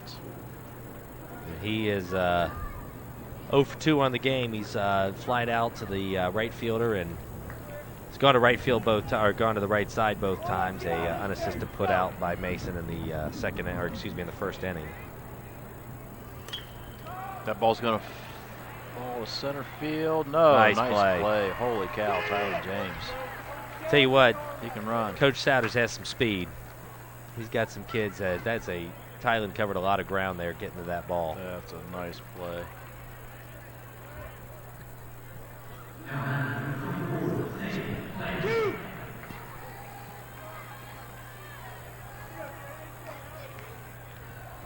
We talk about this opportunity for the kids and not just the baseball players. I think it's a neat, you and I growing up around baseball, and you've been down to the ballpark many times and had some really neat opportunities.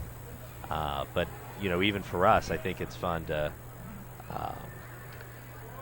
be a part of the booth and feel like my heroes, not just the players on the field, but growing up listening to Marty and Joe and Oh my gosh. and now Tom Brenneman and the Cowboy and the guys on the TV side, Jeff Pecoro, and it's a neat experience to feel like, what is that like for 162 games a year? What would that be? It's people that just love baseball. What a cool opportunity for us included. Yeah, and you're right. And a couple times I've had the opportunity to meet both Marty and Tom, and they're both involved in the Joe Nuxall Memorial Golf Outing that we play in every year. And boy, just what common as dirt people they are. Take the time to talk to you and address you and just spend time with you. Same way with the Cowboy. I always liked him as a player. I He was did too. always a competitor. Man, would he compete. Yes. And just phenomenal people. Reds are blessed with the staff that they have. Well, and I think we're spoiled. Yeah, we are. We are. We don't realize that. If we haven't left town or listened to other baseball games, we talked about, where we're sitting in the visitors' press box. We talked about, it's where Vin Scully is sat, and this is where, Bob Uecker and some of the guys All the great names from along the league that a lot of memories. Ball tagged to left field, hit well, but it's going to be caught by the left fielder for Harrison. And that's going to end the threat by St. X after putting the first two runners on base, going up and down, 3 outs. Yeah, and that's a, they hit the ball, nice smacks of the ball all 3 times, just hit them where we were. And that's Bender out in left field playing, we talked about him playing so deep, but he's done a nice job covering some ground and keeping it in front of him. So we're going to move to the bottom half of the 5th inning here. I'm not sure how much Josh Huff's going to throw. I don't know where he falls in the Harrison rotation, but he has some innings in. He has 17 innings in, so he's right up at the top there with. I'm looking at the stats. Evan Miller appears to be the ace of the staff, as he appeared in 3 games and has 24 strikeouts in 16 innings. When it looks like Cooper's headed out to the bullpen in right field, Cooper McElroy, so he might be looking to warm up going forward. He batted last inning, so he's got a long way to come around again. So we could see a pitching change And we do have a pitching change, Christian, for we do. St. X. Clayton Peterson will be the new St. X pitcher. Let's see if we have anything on Clayton. Clayton has pitched 2 innings, has 2 strikeouts, and a run average of 350 in 3 appearances. So just another young man that gets the opportunity to pitch tonight. He's a senior, so what a great moment for a senior. Sure. Putting in all those years of work. Got a replay here of that, the final out of last inning. And he pegs it. I mean, he hits it hard to left, and a nice play by, forgive me, I forget who our left fielder is. It's Lachelle. Devlin Lachelle. Nice play by Devlin, getting back there and tracking down that ball. So here in the bottom half of the 5th inning, the Wildcats are going to send up the 6, 7, and 8 hitters. Bottom half of the order. It's neat too. You see, a lot of extra bodies in the dugout tonight looking down. We have a great training staff with Megan Rudolph, who's been with us 8 years now, and just part of the team that keeps our athletes together. And Mr. Mivers is down there with his son on the rail.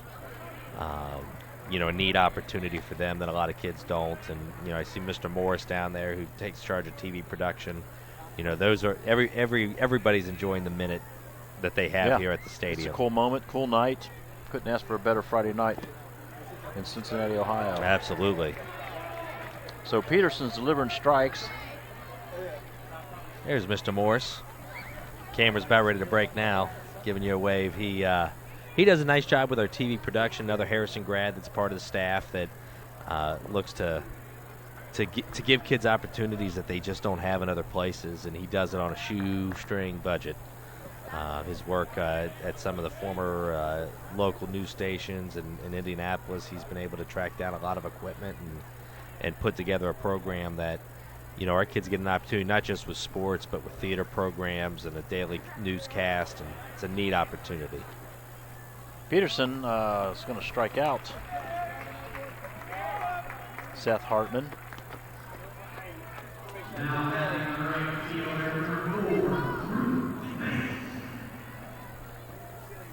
So Drew Banks comes up to the plate for the 3rd time here in the bottom half of the 5th inning. Drew struggled today, striking out his previous 2 times up. He deals. I like that, Clayton. Yeah, he does. He's coming with it. Yeah.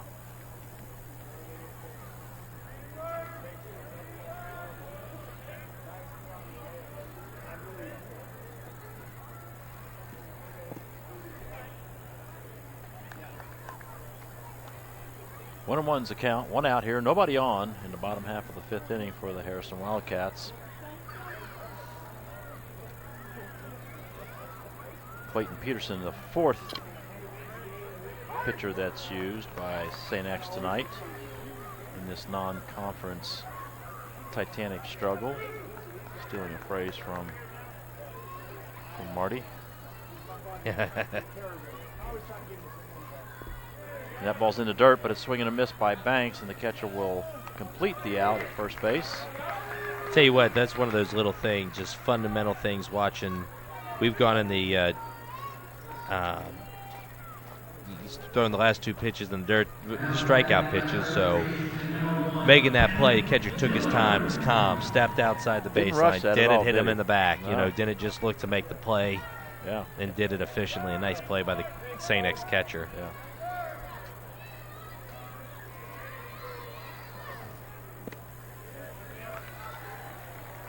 Peterson deals us another strike, getting ahead of the count. Evan Miller, the 8th hitter, 3rd baseman for Harrison.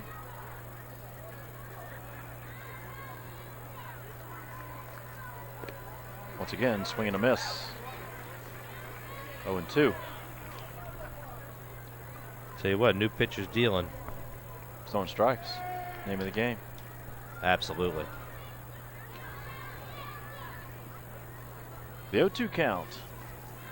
Swing and a miss. Man. 3 up, 3 down. That's a good 3 inning. strikeouts. Good inning for Clayton Peterson. So we go to the top of the 6th inning here. St. X is down 5-1.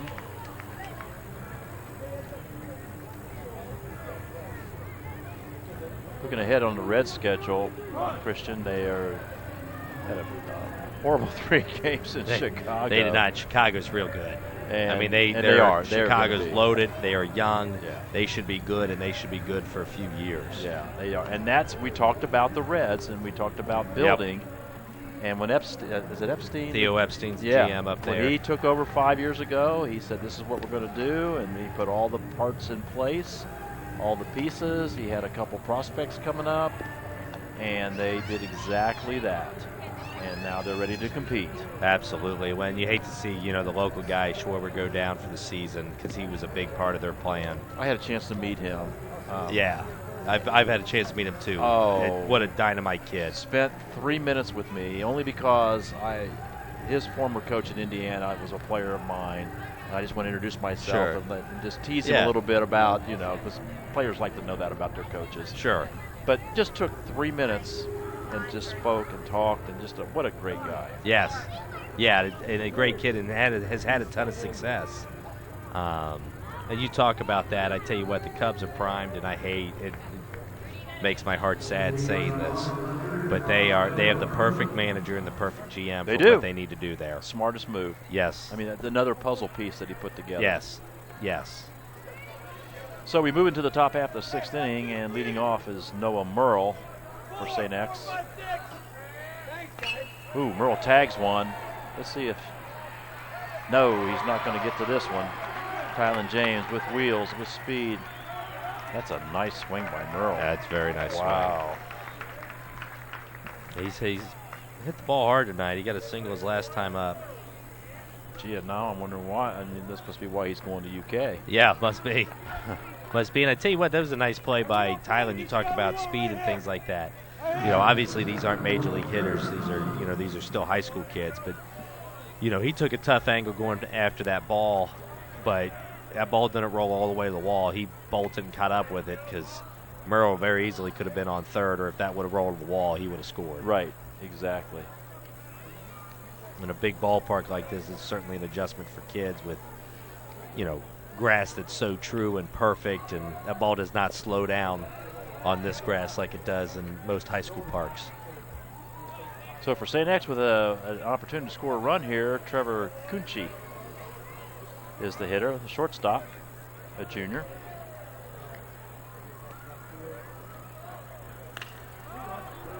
Ball's hit into center field, and that will be playable by James. And Josh Huff is pitching his 6th inning of work. Looked like a knuckleball he threw. Yeah, it was a funny, watching came that. out of his hand funny, yeah, it must have been.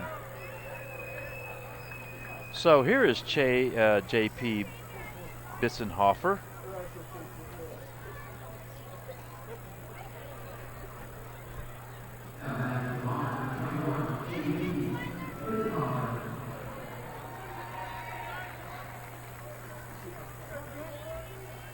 So this is the young man that's going off to school, and we'll just see what kind of... I wonder if he's coming off an injury or something. Yeah, it could be.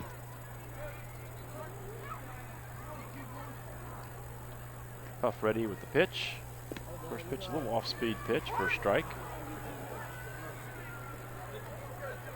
Talking about the Reds, they're in St. Louis this weekend, and then they come home to play the Rockies and then the Cubs again.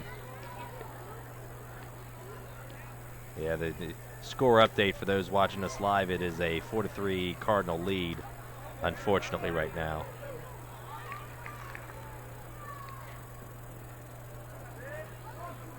Oh, there you go. It's good. It's 4-0 after the first, and the Reds are going to struggle. They got some young starting pitching, but put 3 runs back to work on a comeback. Colorado has some people that can put the ball in this Yeah. park. Wow. As do the Cubbies. Yeah, they come and the Reds they're gonna have a tough stretch. I think they're better than a 67 win team or 70 win team that a lot of people said.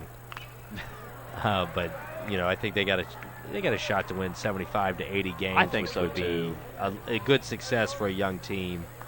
You look at, they're just so thin in the field. Yeah. They really are. They still don't have the left fielder problem solved. Billy Hamilton's got to decide what he's going to be. I think they're going to give him 30 days. And they're going to say, look, Billy, you're going to hit right-handed only, or you're going down to AAA. Yeah. Well, and they got to, you got to think he's still 24 years old, 25. He's still, this should have been his first year in the big leagues if they didn't, but they had a shot. Right. And there's still, you get in a playoff series and you get a guy that's walked in the 8th inning. Yeah. And you put Billy on first as a pinch runner, look out. Yeah. Nobody can change a game in that way. And when you get into, when the Reds played the Giants a few years back, they brought Billy up in September. And, right. Remember that. You thought, man, if they would have brought him up a little earlier so he could be in the playoffs, what would that be? We got a replay on the last ball hit by James. Had a chance at it, just barely didn't get to it. Bisenhofer hits a ball into the gap. That will drive in a run. And it'll make it a 5-2 ball game as St. X Noah Merle comes to the plate. So pinch hit roll for Bisenhofer, and he delivers. Maybe that's why he's going to school to play baseball. Yeah. 1-2. This is the third time through the lineup for Huff. Yeah. So he's getting tired. Yeah, you can see his. If you watch his on the mound. Yeah, if you watch his mannerisms, he's going through. He's not grabbing the ball and going like he was in the first couple innings. He's walking around the mound, taking his hat off. Well, and you think it's. Especially in a game like today, there's so much adrenaline built up. You're walking and you're playing, and now that's gone. And now it's just you pitching, and that can certainly be a challenge. That's a great point. The St. X hitter is Brett Bender.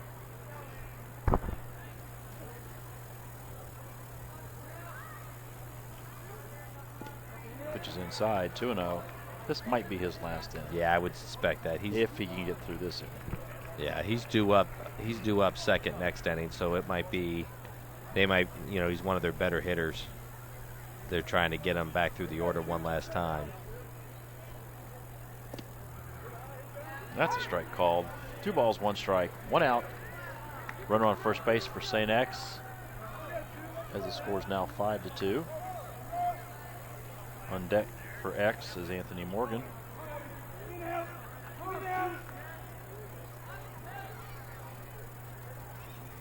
2-1 pitch is low. Runs the count to 3-1.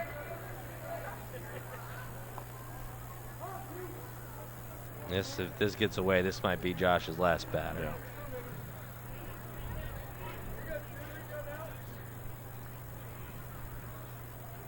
Yeah.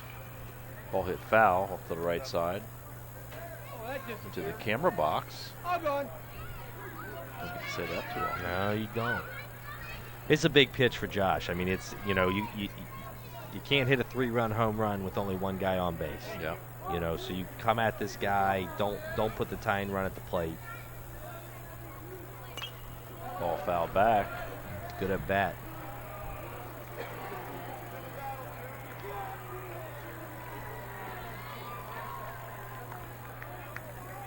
Count holds at 3-2. 1 out, runner on base. Throw over by Huff just to check the runner.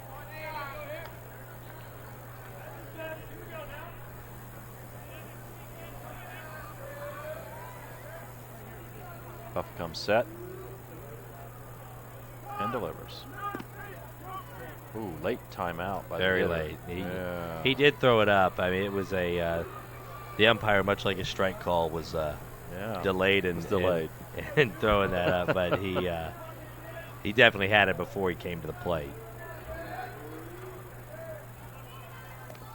And the ball hits him.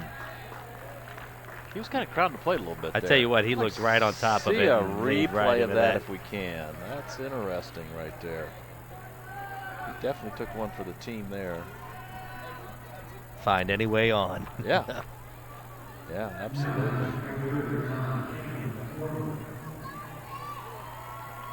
So that'll roll the number 8 hitter, Anthony Morgan, for St. X. And Sean Satter's going to make his way to the mound. He did send somebody down, I believe, to warm up. Yeah. So we'll see what we're going to do here. Here's the replay, Mike. No, it was inside. Yeah, it came in on He him. didn't lean over. Yeah, it did lean on him. Thank you, Booth. Yeah, nice job in the truck, guys.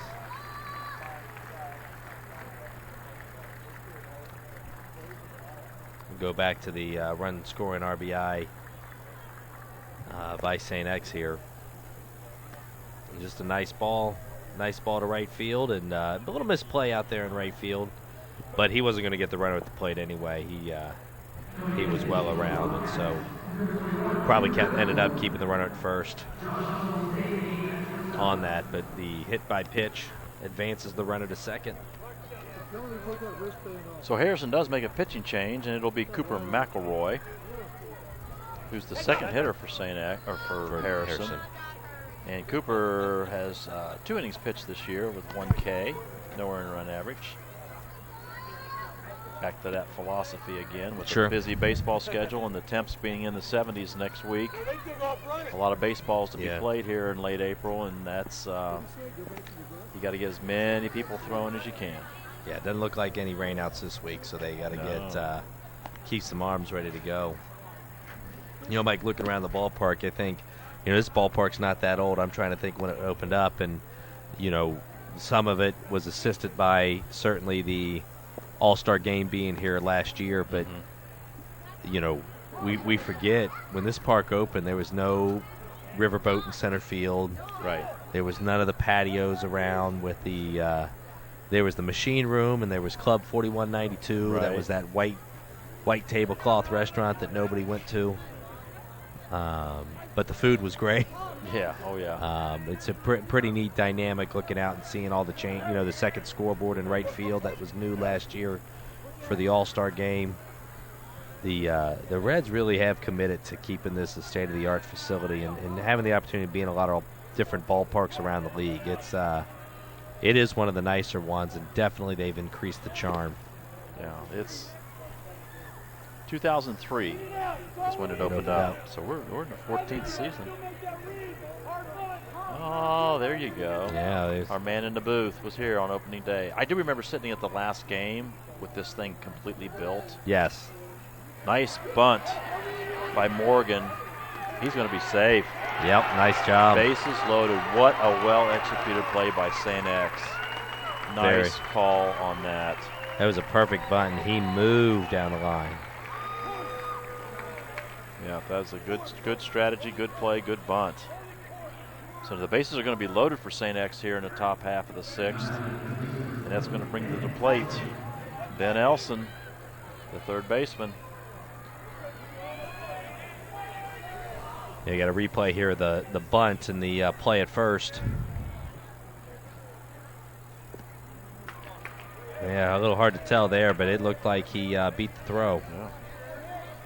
Good camera work, guys. Is that our first base dugout camera? Yeah, it would have been. Nice pitch by Cooper there. Under his hands. 0-2 on Ben Elson.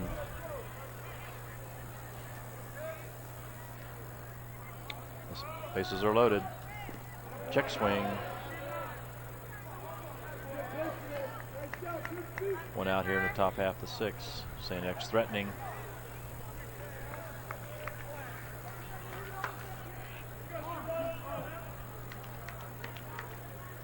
Oh, 2 pitch. Nice. Swing and a miss. Nice off speed. Took something off of that. That's a big out to get Elson.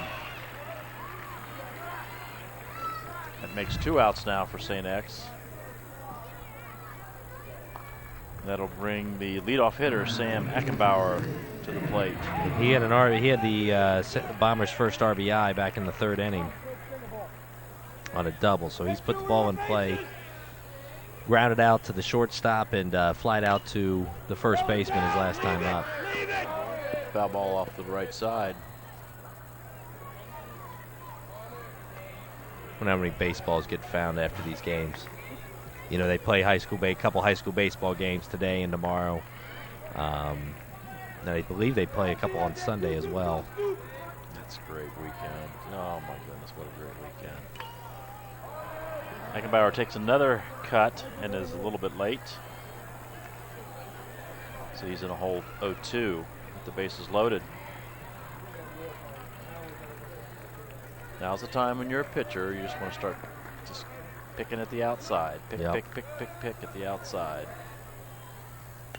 Oh, nice play at third. Nice play at third. That's Evan Miller was ready. That pitch was too good. That's not picking at the outside. That's too good of a pitch, but a nice play by Evan at third base. So saves Harrison, a couple runs. Wow, dodges a big bullet there again. St. X just having hard luck getting those runs across. So as we move into the bottom of the 6th inning, it's 5-2. Both teams have 7 hits now. And St. X is going to run Peterson back out there. I like this kid. This is nice. I'd like to see him.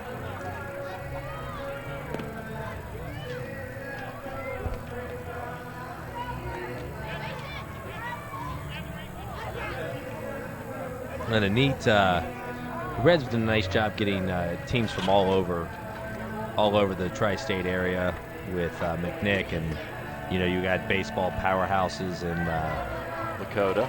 Yeah, Lakota West. I was part of their staff back in 07 when they won the state title as the freshman coach. There you go. How about that?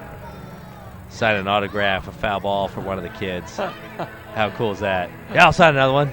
Oh, here's your pen. That's cool. Oh, that's funny. Mason. Mason's autograph could be something. He's, like we said earlier, he's going to Thomas More to play baseball and football. Good kid and works hard. Rare in this day and age, even for high school kids. And we're lucky at Harrison to have so many kids that are multi-sport athletes, and that's still very much pushed. But there's a lot of specialization now, and I think it's tough on kids to.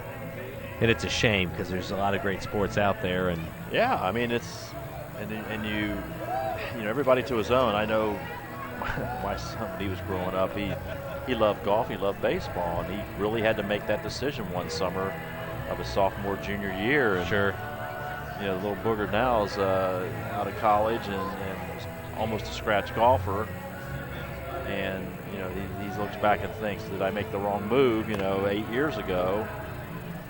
But that's the pressure on these kids today. Sure, they're forced to make choices, and it's sad. I'm not a big fan of that, but that's the system that we're living in now. Sure, and it's hard. We talked earlier about we have a lot of kids, and the Harrison's profile has increased as we have more and more kids playing college sports, which is awesome. Yes. But a lot of the college kids, there's not a lot of.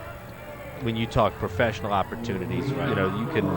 You can make a living in a minor league baseball system. Yeah, not a great living, but a living. There's not a lot of multi-million-dollar athletes coming out of college. No, but they're the ones we see on SportsCenter every night. No.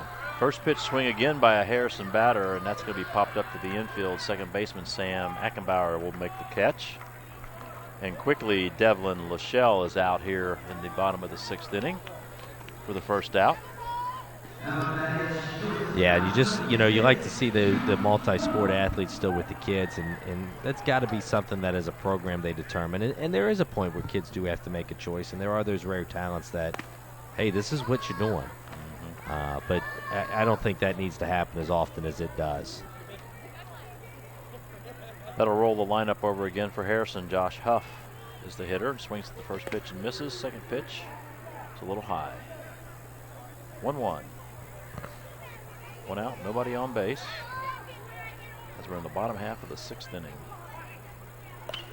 Ball hit to the third baseman, Elson. He picks it up, throws across the field, and that'll retire Huff. A little bit excuse me swing. Little on the hands.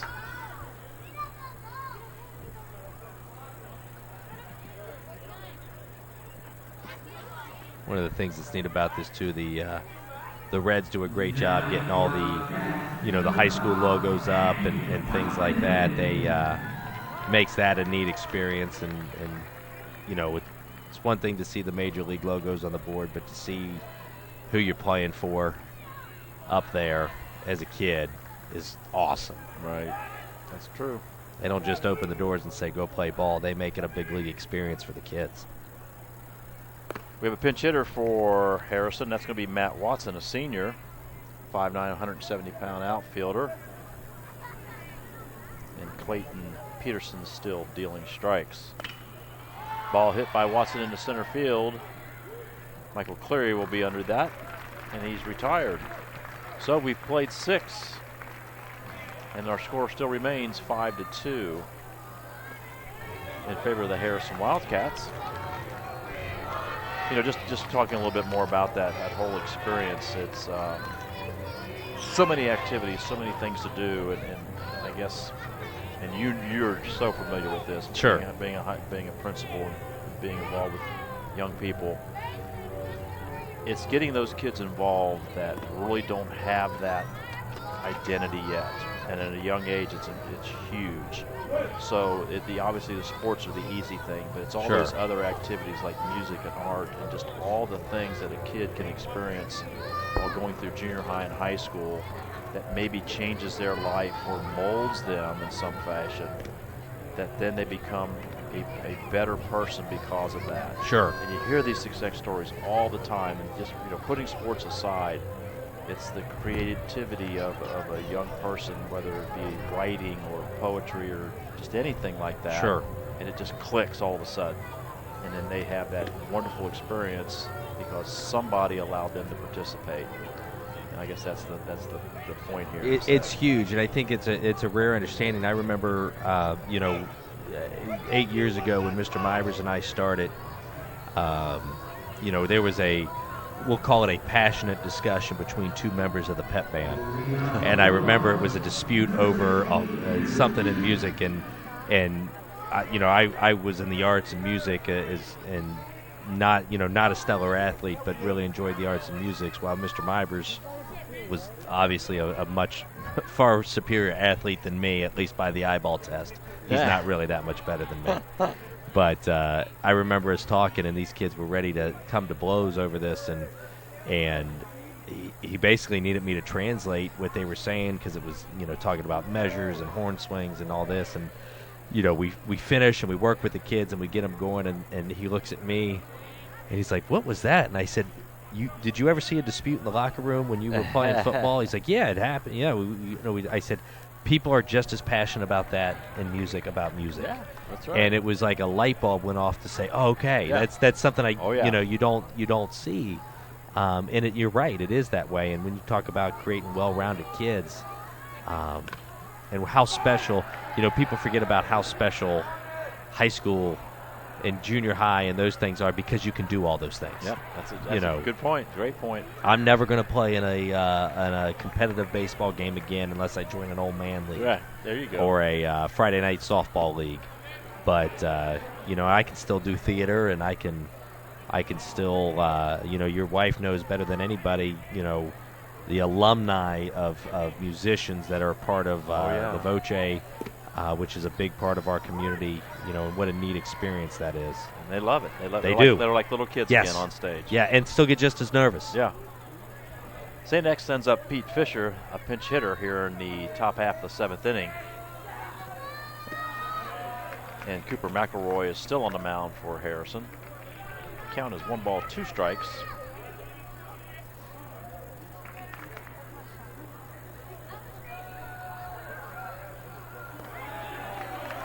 That ball hits him. So Pete Fisher's going to get on base for St. X here in the top half of the 7th. And that'll bring up the 3rd hitter for St. X, which was the starting pitcher. Looks like one of our kids in the Camberwell, Taylor Bush, just got tagged by a foul ball last inning. It's a nice bruise you got on the bicep there, Taylor. Is she on the first base? Yeah, she's down there on first base. Oh, wow. That last ball came through. So Sam Clare is the hitter for St. X as they bat here in the top half of the 2nd. And Noah Merle, who had a nice hit the last time Yeah, he did. is on deck. Pete Fisher takes the lead at first base, and the ball is fouled back. The count goes to 1-1.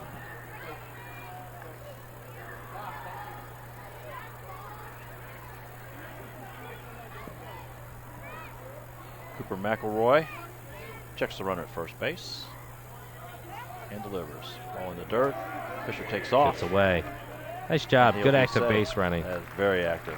Read that ball down. So, St. X. There's Taylor out in the first base camera well. Taylor, you want to show off that bruise? Can you hear us out there? St. X has a runner in scoring position now here in the top half of the 7th.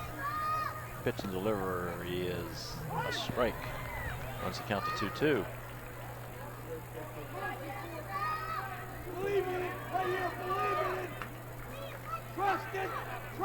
Nobody out for St. X. Got a chance to get a run here. Slow hit. Slow pitch ball. It's fouled back. Count will remain the same.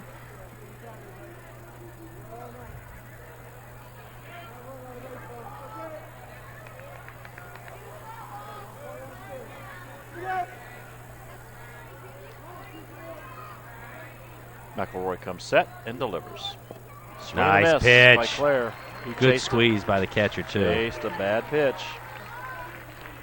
So that's one out. Brings up Merle. Noah Merle, the left fielder.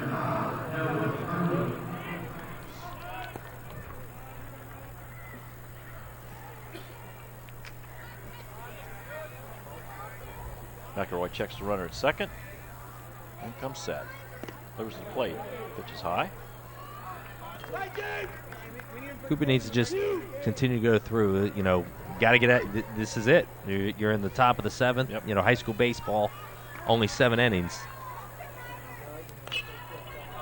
Ball hit off the first base, right side. Do we have a play in the dugout? Oh, good effort, though. Mason knows he could have got that. You know what? And he didn't. That fence bothered him, didn't Yeah, it did. And it's one of the and that's those are high school guys not knowing, like, you got to be on there. You got to save. That's your guy. You got to save him. That's great. Another experience from the ballpark tonight. That big league experience. 1-1's the count with 1 out. Runner at second base, Fisher. McElroy comes set. Breaking ball. Boy, that ball. Whew, that ball had some movement.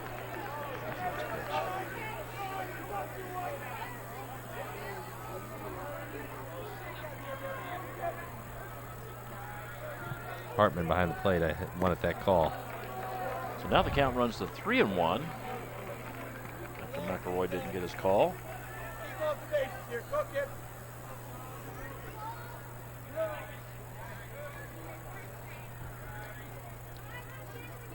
Merle should be ready to swing on this, and he does. Ball tagged in the left field. Over the head of Devlin Lachelle. He tracked that wrong. He really went after that wrong from the get-go. Nice pop in the bat. Yeah, that's a nice. Wow. He zipped that. So that's going to make it a 5-3 ball game. And that's 8 hits now on the night for St. X. Yep. And that brings the tying run to the plate. So St. X feeling some life. This is Trevor Kunchi, the 5th hitter. He's the shortstop. Pitch is outside.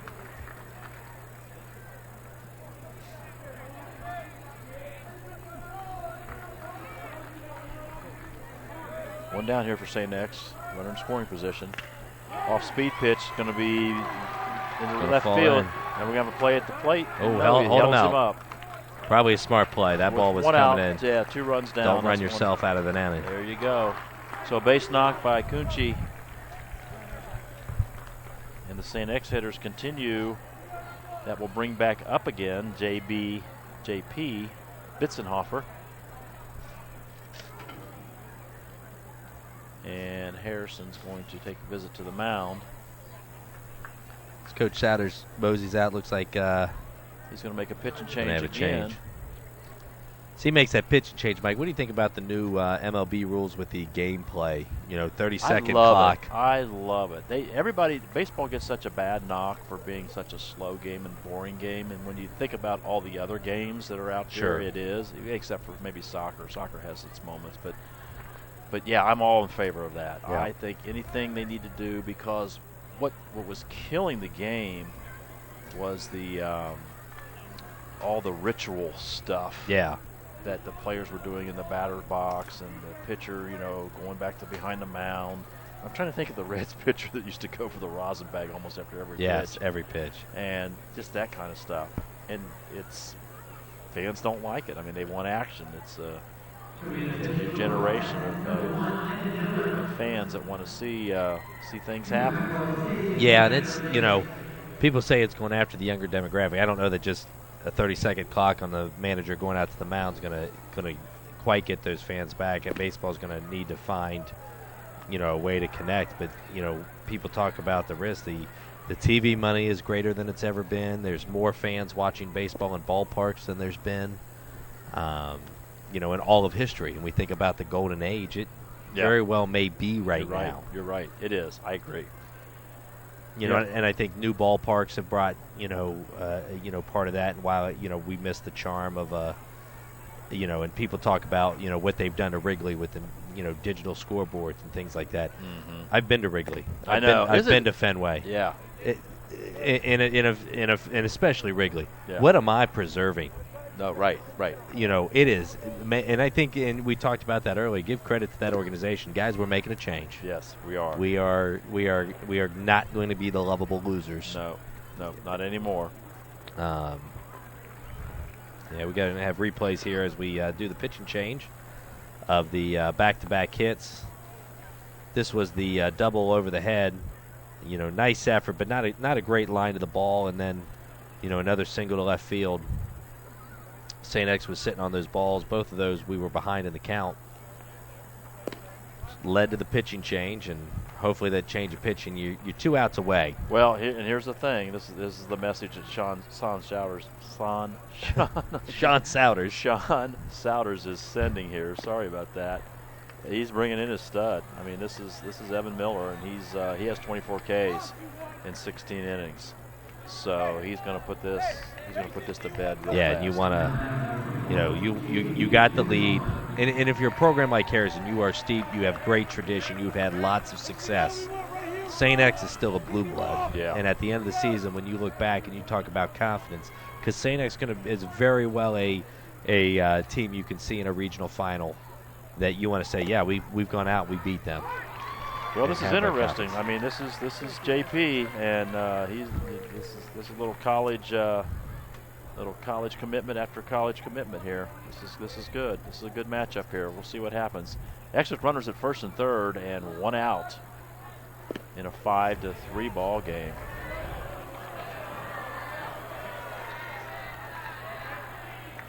So this ball has a little giddy up on it. Absolutely. And you watch, when you were watching him warm up on TV, it's got some movement when it comes across, too. Sure does. Oh, slurred, but that's high. Yep.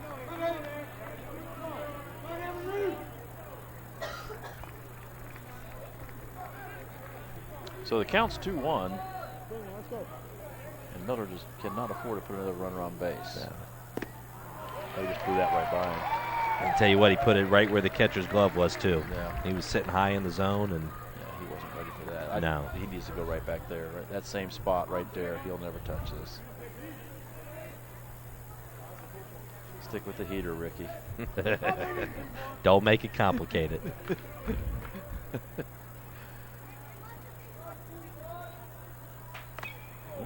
a piece of it.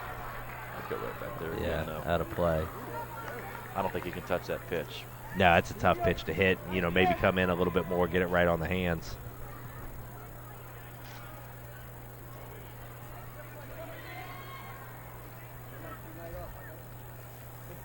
I just saw something right there when they showed the close-up of how he's gripped the bat. He's gonna lock himself up. See, he can't get to that pitch. Yeah.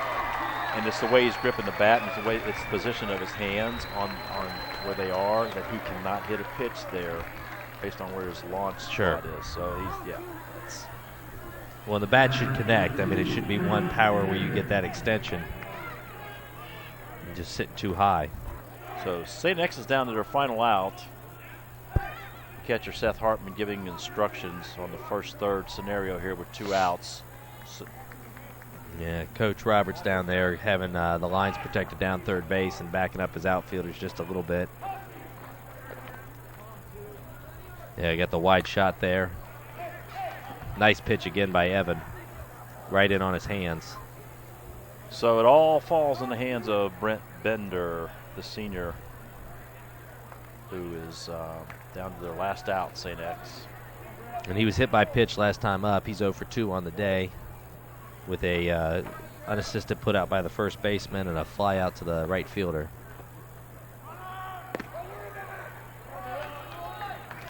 Tell you what, that's a nice play by St. X sending the runner. Harrison doesn't want to make a mistake. They got their stud on the mound, but go ahead and put your guy. You could give them, excuse me, ground ball with eyes, or something that ties the game now. You never know. You throw that ball into center field and 2 runs score. You're correct. So got a little piece of that.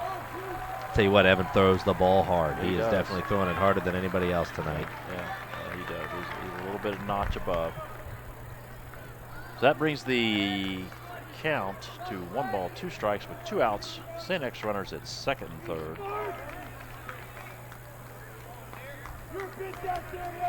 And I'm not sure he can catch up to this fastball, so I think he's going to have to see another one from me. Yeah. If I'm calling this pitch.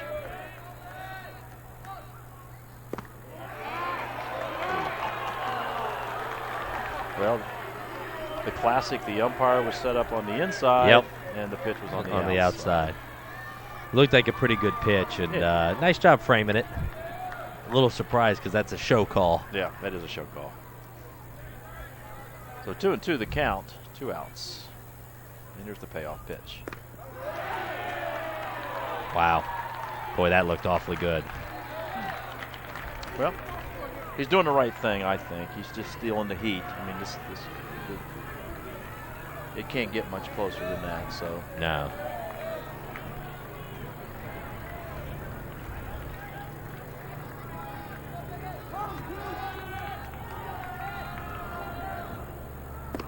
There it is. Yeah, he couldn't catch up to that. No, that's a great pitch. That's a very good call. Very smart call.